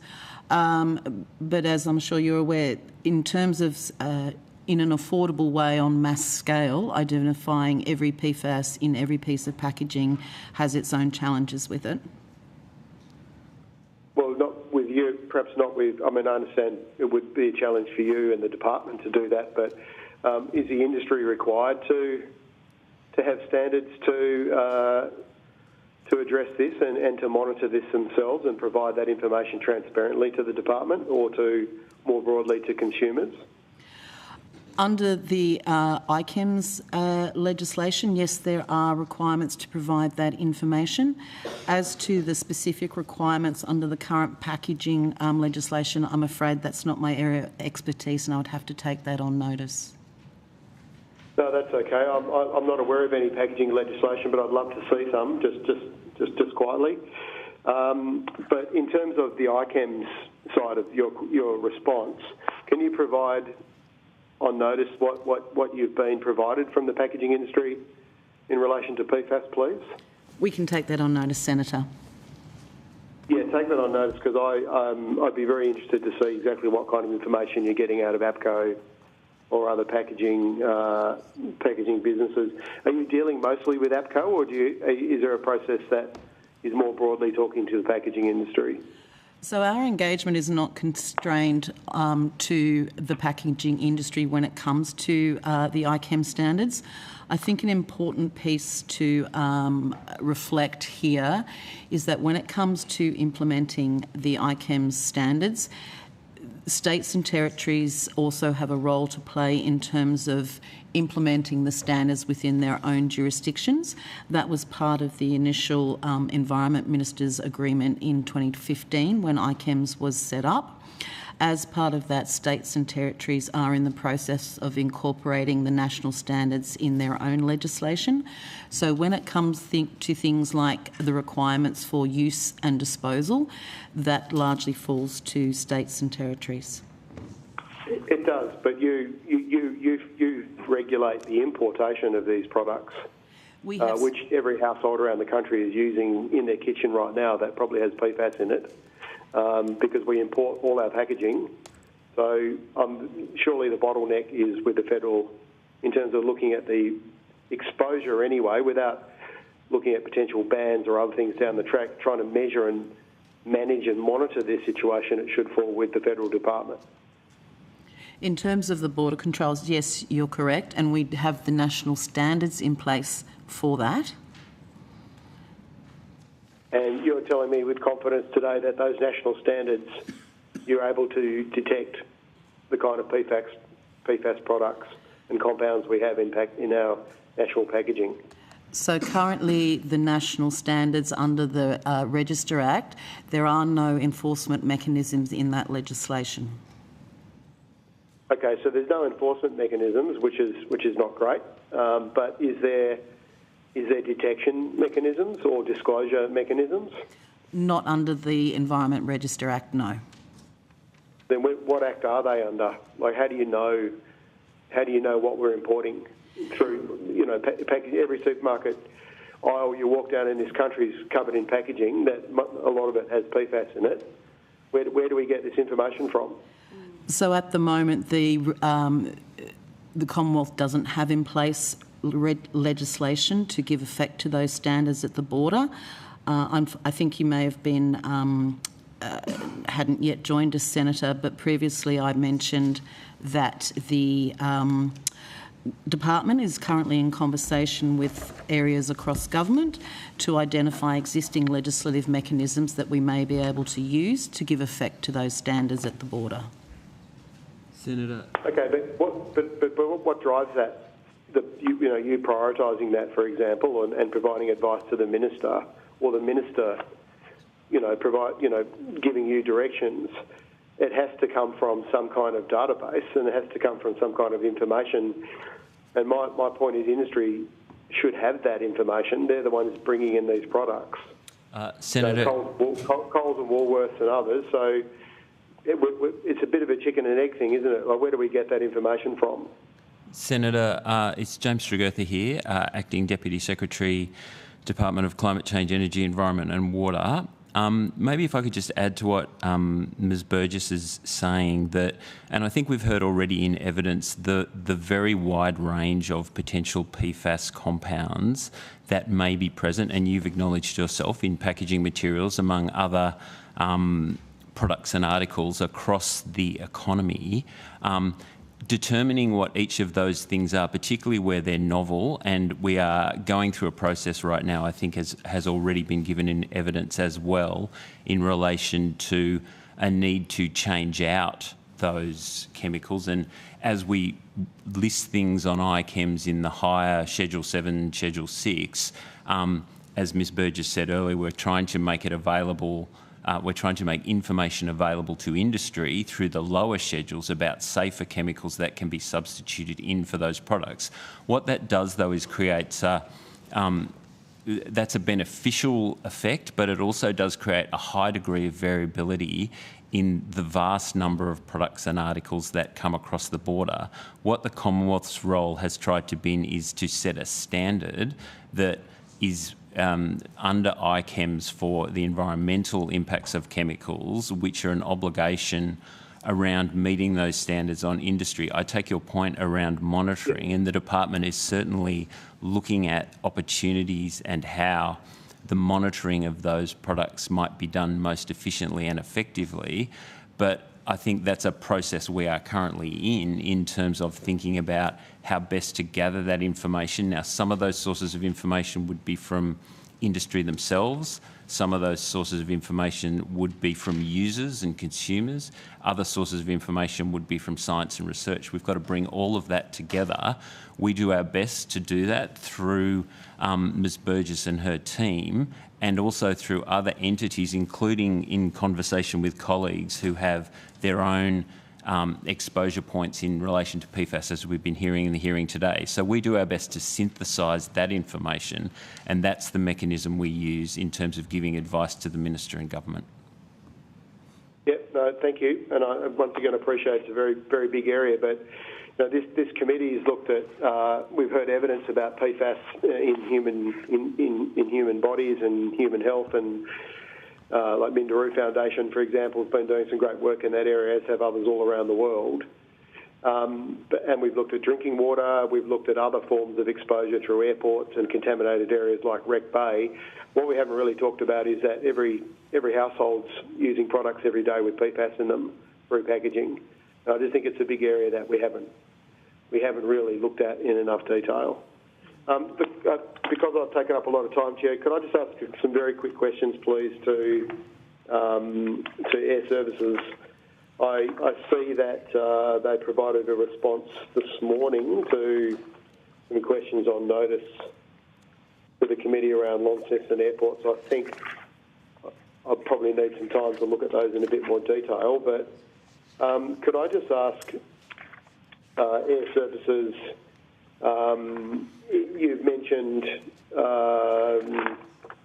just give me 1 second. We've got the Commonwealth Department of Infrastructure with us this morning as well. I understand, I might direct my first question to the Commonwealth Department of Infrastructure around the airport's investigation program.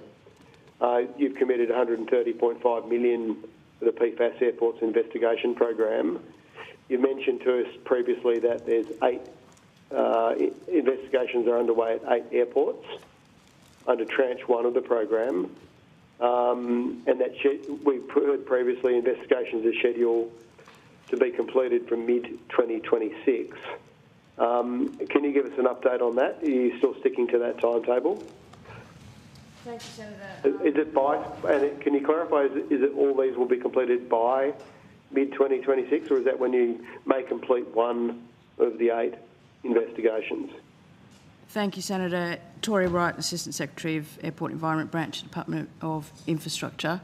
By way of quick update, yes, we are still on track for those airports that are under tranche 1, for some of those to start finishing their investigations under our program by, I think, mid next year.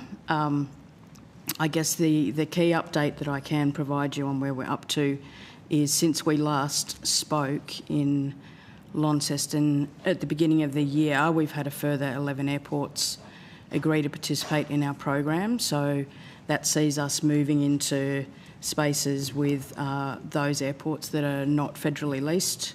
So there are 11 of those. That brings the total under investigation to 27. And are you able to tell us what you've expensed so far out of that $130.5 million in terms of your investigations? Yes, I can find that for you. Just give me 1 second, Senator.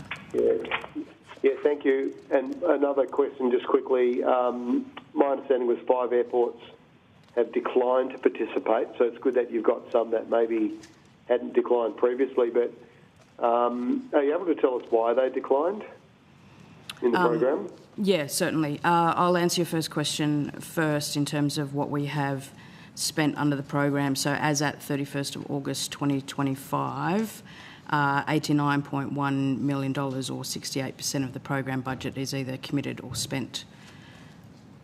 Okay, thank you. In terms of your question about those airports that are currently not participating, so we have 4 airports that declined our offer to participate, our most recent offer and previous offers, on the basis that investigation works have already been undertaken and management planning or remediation is underway. Those airports are Proserpine, Rockhampton, Essendon Fields and Perth. There are... Sydney? Sorry, yes, Sydney has agreed to participate. Great, okay, thank you. Yep. Sorry, Senator, I didn't hear that. Yeah, sorry, I didn't mean to interrupt. Please continue. That's okay. Port Hedland, we are still waiting on confirmation from them as to whether or not they will participate. And then there are a further 4 airports where airports have agreed with our proposal that no further investigation is needed on the basis that the Commonwealth history does not extend beyond Airservices and that they are investigating or have completed investigation works at those airports. And those are Yulara, Maroochydore, Broome, Hamilton Island.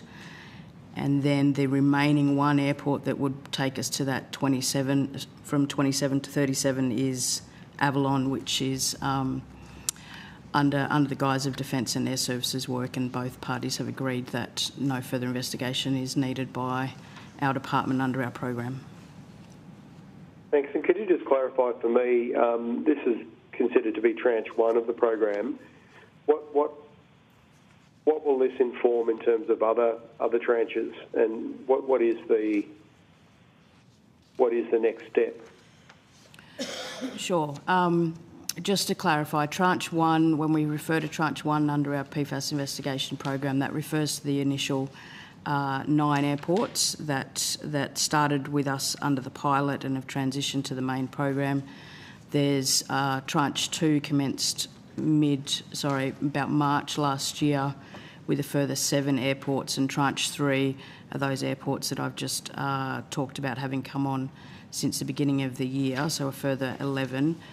The investigation program takes airports through a preliminary site investigation, detailed site investigation, human health and ecological risk assessment and a management planning phase. I guess to your question about what next, those airports, once management plans are in place, will need to consider what action, for example, remedial action or ongoing monitoring might be required. That becomes a matter for the airport to implement those management plans, and any actions that might be assigned to other parties, for example, tenants on airports, would then flow from that work. Last question, Senator Wish-Wilson. I had a few other questions, so maybe if there's any extra time, I just had some questions to Airservices. If you could come back to me, Chair. Otherwise, I can put them on notice. Okay. Yeah, I might move the call, and if there is time, we'll come back to you. Thank you. Thank you. Because I'd like to have a go. So my question is around the Department of Infrastructure and possibly Defence around signage at Wreck Bay. So during our visit to Wreck Bay and Nowra in January this year, it became quite clear that signage around PFAS contamination at affected locations is insufficient or inadequate. In its interim report, this committee recommended that the Department of Defence and the Department of Infrastructure work with the Wreck Bay community and other relevant stakeholders to improve signage, messaging and information to community. Can you tell us what you've done so far to implement this recommendation?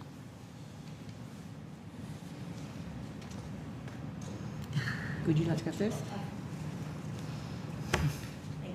Senator. So Defence has worked with the Wreck Bay Aboriginal Community Council on installing temporary signage. We are using the rangers to install that signage that has been damaged or removed and where the previous signs were. We're also working with the Jervis Bay Territory Administration to finalise new permanent signage. As part of that, Defence has also worked with the local school and received some community feedback about appropriate designs and what might work best for the community.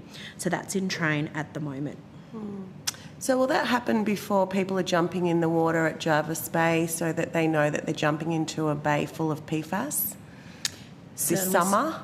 Yes, that is the intention, and we are working with our colleagues to install that updated temporary signage while we work on the permanent signage, and that's imminent. The rangers have those signs now, and they're working to install them. Okay, thank you.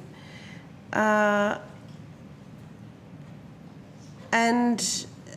are you undertaking a more general review around signage and messaging on PFAS contamination? We know that PFAS is everywhere in this country and it's in all our blood. So are we just looking at signage where there's big problems, cancer, or are we looking more generally around other contaminated areas and letting the public know that there is a risk? Yes, Senator, we are. Where there is precautionary advice in place, particularly around those public waterways, we do install signs. So, for example, not just at Wreck Bay, on the Catherine River, we have worked to install signage. We've recently undertaken some work with the Victorian EPA and the Game Association at RAF Base East Sale around the Hart Morass there. And it is a general approach that we apply where there is precautionary advice in place. We do have signage. And just on that, is there a duty of care for your departments to inform traditional owners of that area that there is PFAS contamination and their totems may be at risk of dying? Yes, Senator, and certainly we've done some recent work in Darwin. We've met with the Larrakia Nation, also around Robertson Barracks and RAF Base Tyndall. We've met with the Kalano Aboriginal Community Board, and we've held sort of a practical cultural activity with members of the Binjari community to discuss the local impacts on the Catherine River, to understand, fish locally caught, for example, and how that might affect their cultural practices. Sorry, cultural practices. What does that include eating the fish? It does, and that's not what I meant. I mean in terms of if they are interacting with those waterways, if they are undertaking any fishing. Not to eat the fish. There is precautionary advice around eating fish at some of those waterways. Because it has PFAS in the fish and potentially other, like shellfish and other stuff that comes out of the ocean. Yes. So is Gunai people on that list? Not that we've had recent engagement with, but that I understand, but I can take that on notice. Well, I know as a Gunai person that the corporation has not been told that there is PFAS contamination in the waterways on my country and the risk that that poses to not only my people but to everything that comes out of that water and that every plant along those waterways. So can you tell me why that they haven't been informed? We are improving our community engagement, and as Ms Perkins said in her opening statement, we have a dedicated Indigenous liaison officer who is working to improve our engagement with those First Nations people. So I thank you, and I recognise that we have not undertaken any consultation. Thank you. Chair, if I may, Rebecca Rush, Department of Infrastructure Territories Division. You asked earlier in relation to informing community in Wreck Bay, in Jervis Bay Territory, in relation to PFAS levels. May be helpful for the committee to be aware that we do report monthly in relation to PFAS levels in the drinking water. We provide letterbox drops to the Wreck Bay Aboriginal community at the moment. In relation to that drinking water and testing levels, which are well below the national standards. That's something we do monthly. Sorry, well below which national Oz national standards. The Oz national standards, which is still very high and unacceptable. So when did the letterboxing start? I'd have to take that on notice. I think it's been in train for a couple of years at least. But it certainly wasn't when we visited. So the committee... When you visited early this year? We visited last year and there was no letterboxing from anybody about PFAS levels at Wreck Bay. Okay, well, I can come back to the committee on that to clarify the commencement date. Thank you. And whilst we're on Wreck Bay, I understand, Ms Perkins, you mentioned that in terms of remediation, that water tanks were given to some communities. Does that include Wreck Bay? I think, as we've canvassed in another session of this committee, Senator, Defence has provided water assistance in a variety of communities.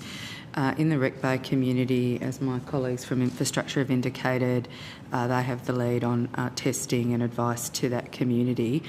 And on the basis that that water testing continues to be below the safe national water drinking standards, no, we have not. Even though the community have asked for water tanks because there's a cancer cluster and we have teenagers with breast cancer, we have teenagers, sisters with brain cancers, we have a cemetery full of people that have rare cancers and there's a real fear around the drinking water. When I visited, the water was brown coming out of the taps. The bathtub was brown. We were given evidence also via videos. Elders are concerned to drink the water Is that not taken seriously by any of departments responsible? Senator, if I may, Kim Forbes, Territories Division of the Department of Infrastructure. Yes, we do take it seriously, and as my colleagues sort of outlined, since 2020, we've been undertaking sort of monthly checks of the drinking water. Now, the drinking water is coming from Lake Windermere. You are correct, there is a brown sort of stain in the water, and that's from the tannins sort of leaching into the water. The water treatment is sort of ensuring that it is meeting sort of drinking water quality guidelines. Unfortunately, the tannins are not coming out. In parallel with that, there is funds and work underway for a water pipeline of it's 11.2 kilometres water pipeline that is being put in place now to connect the Wreck Bay community with Shoalhaven City Water. A Wreck Bay community going to receive water tanks. We're talking a very small number of water tanks. We're talking about a community that have been asking for water tanks, and we're talking about elders who are buying bottled water with their aged care package money. It's like black comedy, kind of. Like, is anyone going to take it seriously, given you've given water tanks to other communities? We're talking about a cancer cluster. Is any department going to provide water tanks to the Wreck Bay community? Senator, as I stated, the water pipeline is being put in place now. I understand that, but that's not my question. My question is, the water tanks that the community asked for, is that going to happen? The investment is focusing on the water pipeline. So is that a yes or a no? There is no planned investment for water tanks. So what about blood testing of community who have asked for blood testing to be done around PFAS? So I understand that Katherine Aboriginal communities were offered blood testing. However, they weren't afforded the information in a way that was easily understood, and didn't know that PFAS blood testing was available. So why does one community get dodgy information about having access to blood testing and another community doesn't have access to blood testing at all?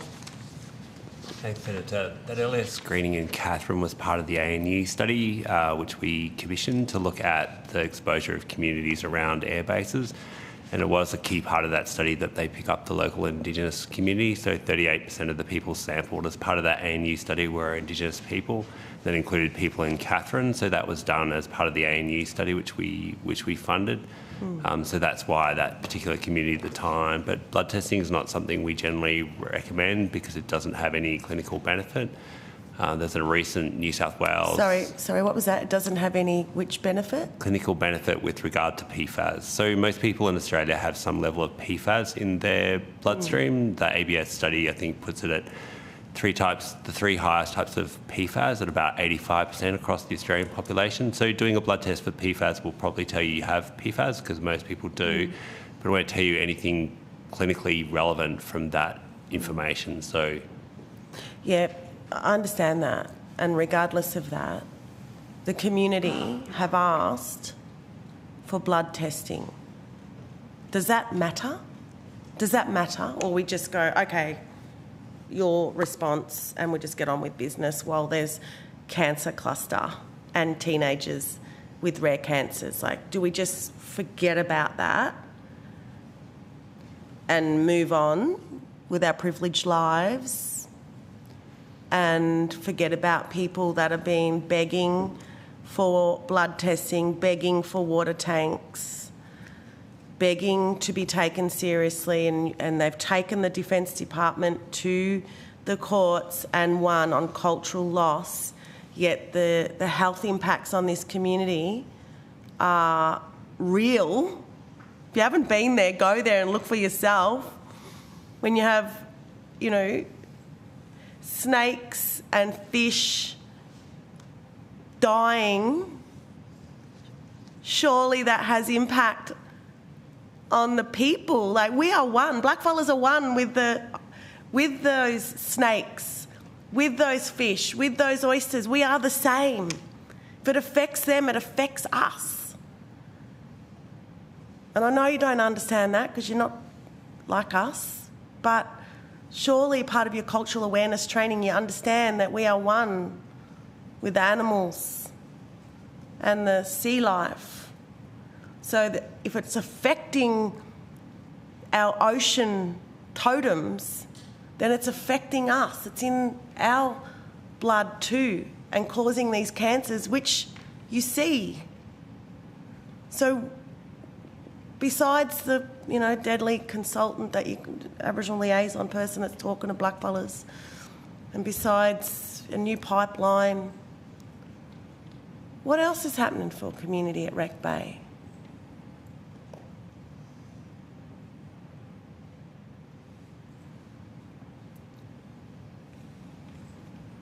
Do you want a general answer, Senator, or do you want by specific? Well, what's happening with the health, the cancer cluster?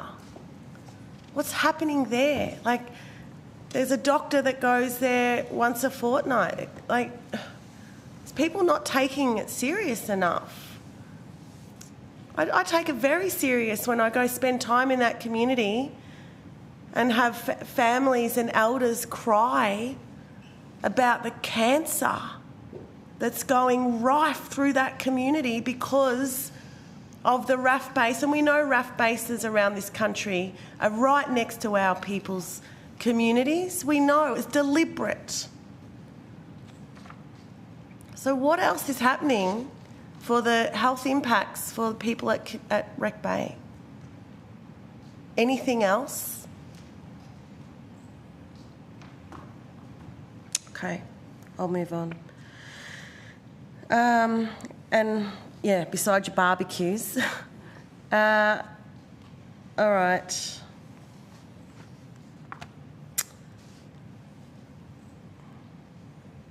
Another question about the EU's approach to impose a group ban of around 14,000 chemicals.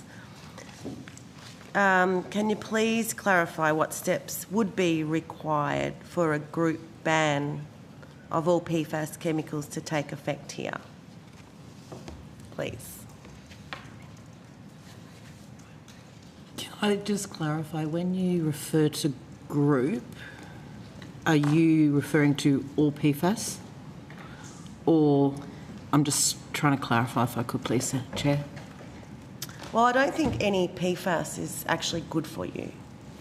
So group ban, you said that there were 12 PFAS chemicals under consideration.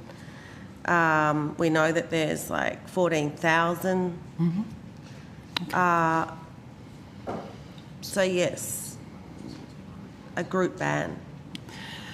So when we determine what chemicals we will schedule under ICHEMS, we follow what is our prioritisation strategy, which is available on the department's website. And this is a stepwise process. So firstly, we consider have these chemicals been recognised as chemicals of concern. That can either be through an international agreement or a global ban or a ban in another country elsewhere. We also consider whether they are either a known or emerging chemical of concern, so whether there is evidence coming forward that this is something to look at and evaluate. Also, as well as chemicals that are of a lower concern, so going back to my Schedule 1 to 4 comments earlier on in today's hearing. But then also to whether those chemicals are an impediment to a safe circular economy. So are they present in high volumes in material streams that have high potential for circularity? So, for example, packaging, plastics, electronics, textiles. So we look through that process first. We then engage with our state and territory colleagues to get their views on that, and that becomes our scheduling strategy for the next 12 months. When it comes to then determining what schedule any particular individual chemical or chemical group falls under, we need to follow the Schedule 7 risk characteristics as prescribed in the ICAM's principles, which includes things such as likely to cause serious or irreversible harm, persistent bioaccumulative or toxic, whether it has an essential use or not in Australia, as well as the essential use criteria. So we go through a process of working out, well, if it's not Schedule 7, it falls in Schedule 6, if it's not Schedule 6, etc.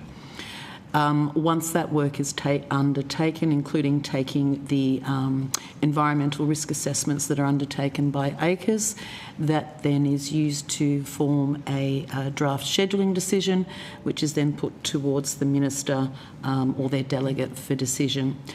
Each decision can include one or more substances. So as we did with the earlier PFAS, there were several under it. So we propose to continue with that approach, is wherever possible and appropriate to group the chemicals up. Does that mean we will consider all PFAS at once? Probably not appropriate, so we break it down as far as we can, but balance it with grouping it up. Thank you. We know that industry, these chemicals make a lot of money for industry, dodgy industry that don't care about human health.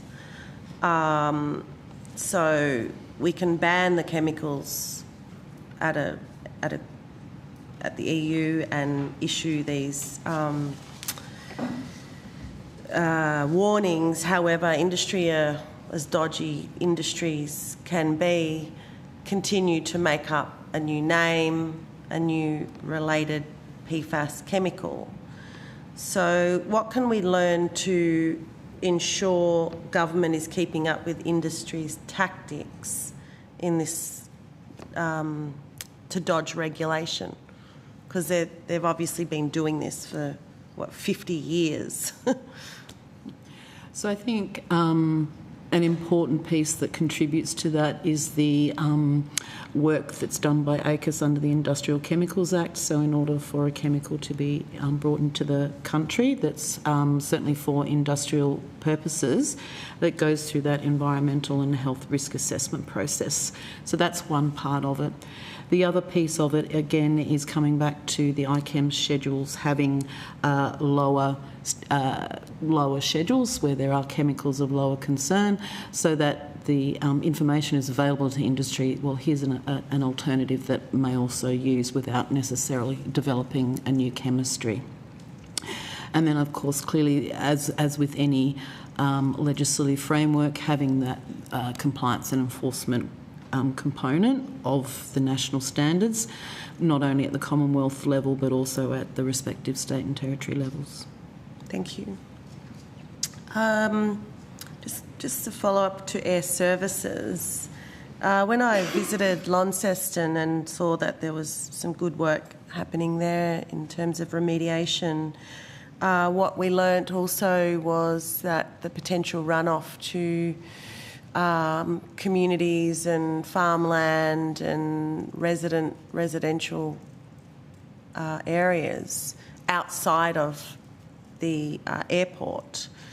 So can you tell me what's happening in that space and how you inform the rest of the community that they may or may not have PFAS contamination and what they need to do to find out what the process is? Thank you, Senator. I'll pass to Mr. Comley to respond. Yeah, no problems. So we have good and ongoing contact with those property owners.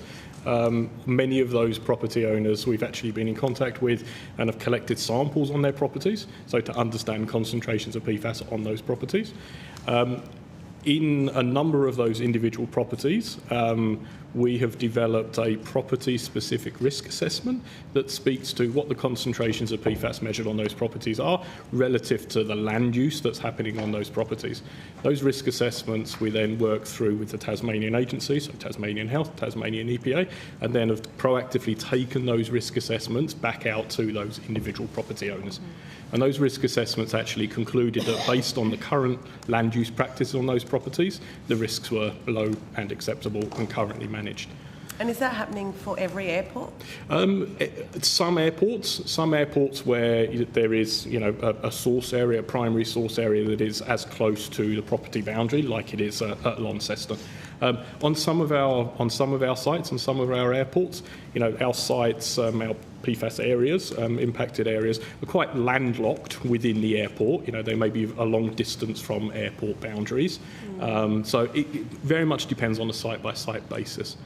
In terms of and just reflecting a little bit on what Ms. Lane spoke about earlier in terms of that validation and that monitoring of the effectiveness of remediation. So what you saw when you went to Launceston is you would have seen a number of samplers scattered around the remediation area. Those samplers collect data on the volume of water, surface water and or groundwater, that is leaving the remediated site, the site that's now remediated. So we can develop a baseline of how much PFAS is leaving that site. We've now obviously completed the remediation, and then there's an ongoing monitoring program to understand what is the reduction in that amount of PFAS that's migrating from that site that's now remediated. Okay, thank you. Department of Health and Aged Care, there are a lot of parallels to be made between PFAS and tobacco, particularly around the behaviour of industry in manufacturing, doubt and spreading mis and disinformation. What is the department's role in combating the harm caused by corporations like chemical companies?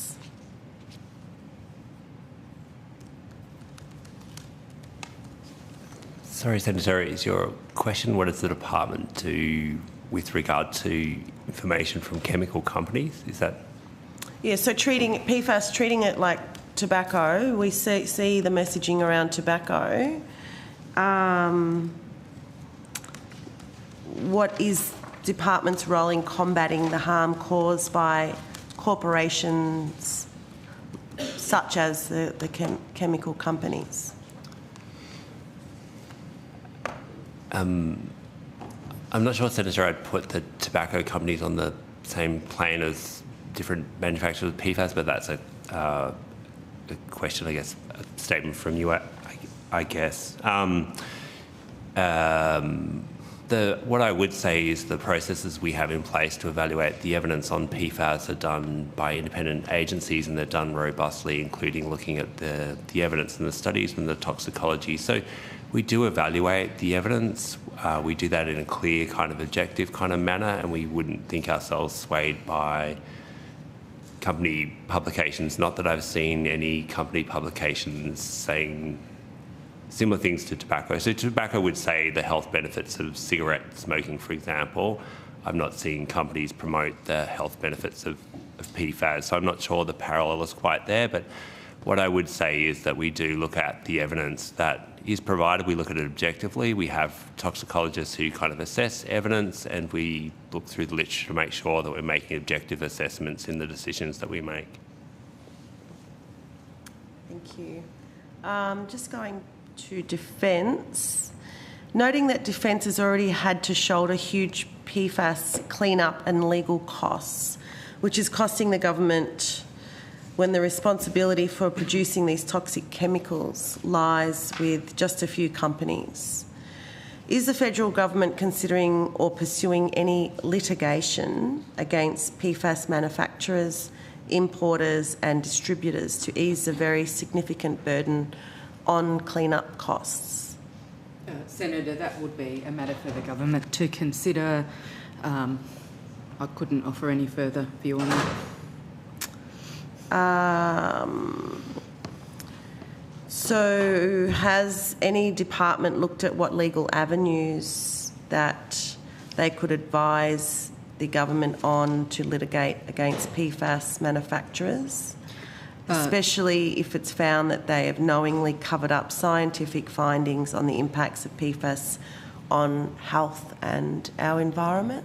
Senator, what I could say about that is that as litigation has occurred in other jurisdictions, including in the United States and the EU, we have monitored those cases and briefed ministers about those, and I think that will be part of the ongoing conversation with the government about how we respond to the PFAS issue.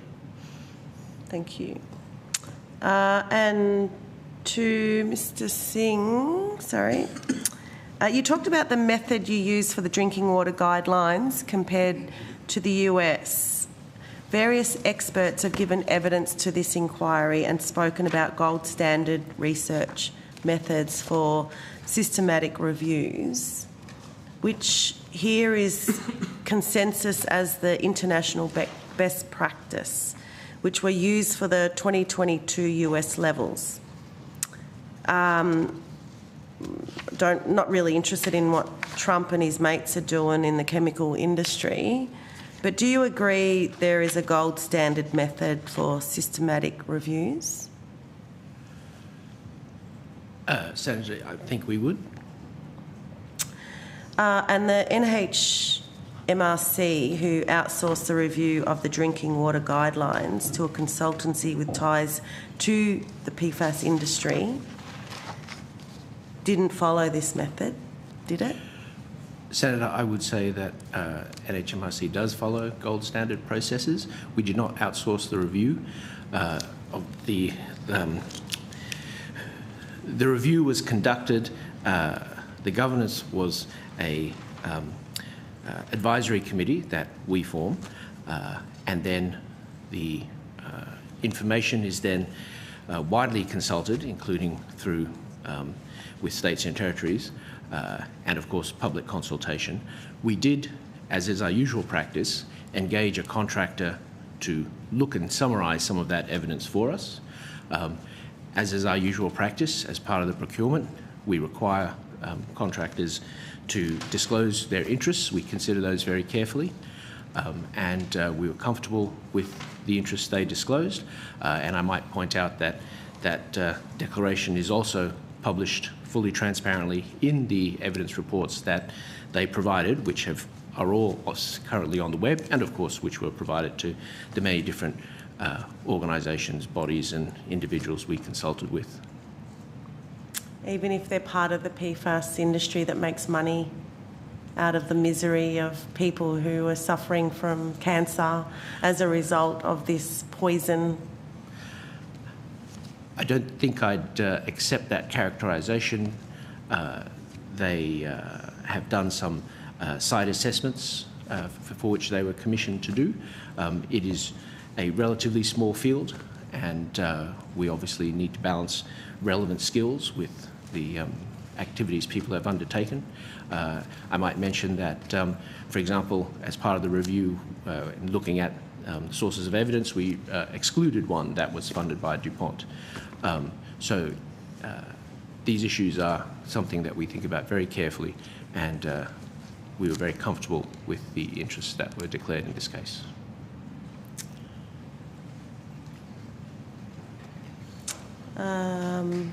Okay, we've got 8 minutes left. Are there any more questions from senators? And I know that Senator Whish-Wilson does, so... I have one more question, sure, if you don't mind. Thank you, Chair. So my question is for the Department of Infrastructure, who I think were at the table before. Just checking, Senator Whish-Wilson, are you still there? Yes, I am, Chair. Okay, we'll come to you next. Thank you. So my question is about the... I understand you're doing some work on the water pipeline in the Jervis Bay community. I'm just wondering if you can provide a bit of an update on that. Sorry, apologies. Thank you. I should have said that up front. Jarvis Bay. Jarvis Bay, sorry. I have a Jervis Bay in where I live, so thank you.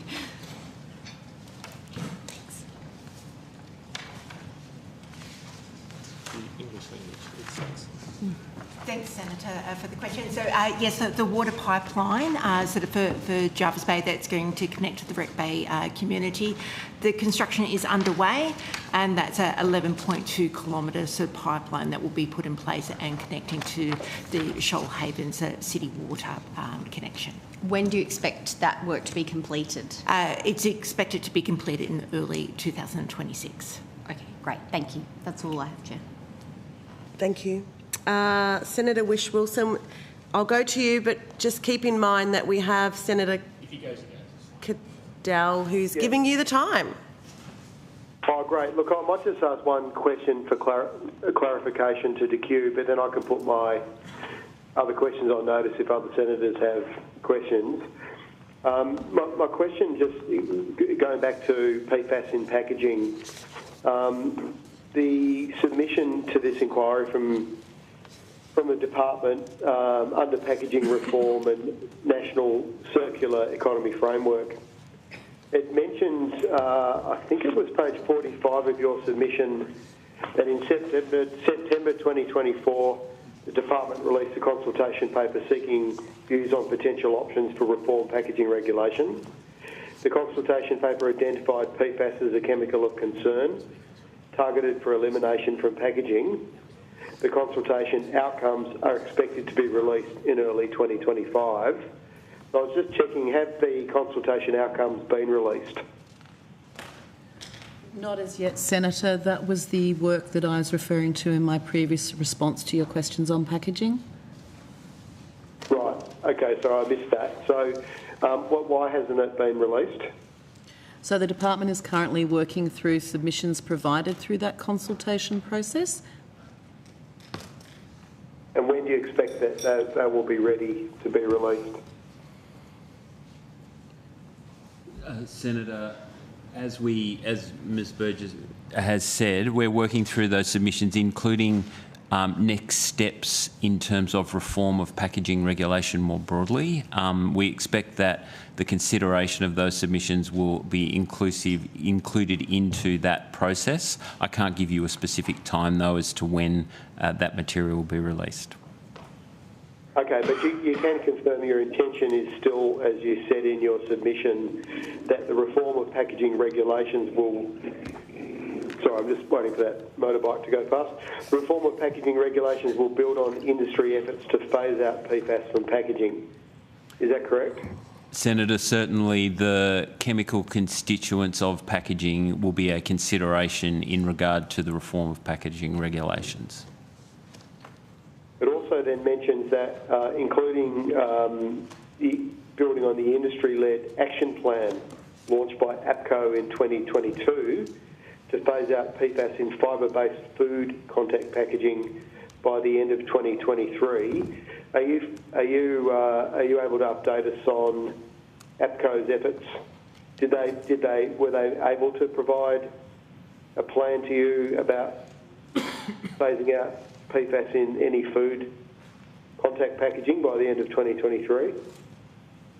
Senator, that's a level of detail that I unfortunately can't give you a specific answer today. I'll have to take that one on notice. I'm sorry. But are you familiar with that work by APCO? I'm aware of the commitment that APCO would be doing that work. I'm not familiar with the work myself. But Ms Burgess would surely be familiar with that, given this is her area. Could she comment? Not to the level of detail that you're asking, Senator. I'm just asking you whether you received anything from APCO in 2023. I would have to go back and check, Senator. But you did. They had an industry-led plan that was launched by APCO in 20. This is in your own submission to phase out PFAS in fibre-based food contact packaging by the end of 2023. So that's in your submission. It's an important point, and you're not even aware if that occurred. Senator, if I can say, we've offered to take it on notice. We don't have the relevant people from... what you're talking about now is the relationship the department has with APCO, which is in our packaging and plastics area, not in relation to the chemicals area, which is the area Ms Burgess is responsible for, which incorporates PFAS. I've offered to take it on notice. I'm very happy to do that, and we'll come back to you as soon as we can. Thank you, because I'm asking the question in the context that you say the reform of packaging regulations, which includes looking at PFAS or taking out PFAS, will build on industry efforts to phase out PFAS from packaging. I'm just sceptical as to what these industry efforts are, so I'd be very interested in your response. Thank you. Thanks, Chair. Thank you, Senator Whish-Wilson. Senator Cadell, you've got time. I don't think it's fair food standards going to go for 2.5 hours with that question. Two things you put in your quotes. There is currently no scientific basis to establish regulatory limits for PFAS in any foods in Australia. And you later explain most food regulators and standards setting bodies in other countries have not established regulatory limits for PFAS. Can you just expand upon the scientific reason why that? Yep. Yeah, no, thanks for the question. So we've done quite a substantial body of work looking at levels of PFAS in the general food supply. So by general food supply, I mean food for sale, and that's the reach of the food regulation system.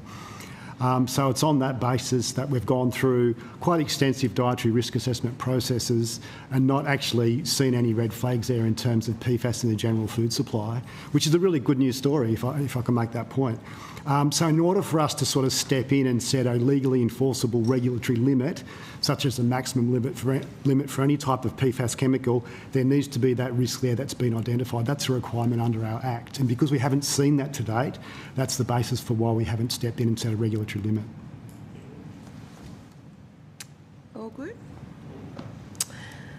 Well, we're on time. Thank you very much. That concludes today's public hearing. Thank you to all witnesses who've appeared and to Hansard and Broadcasting for their assistance. If those agencies who took questions on notice could please return responses to the Secretariat by Wednesday, 24th of September, that would be appreciated. And thank you very much for taking the time. The committee stands adjourned.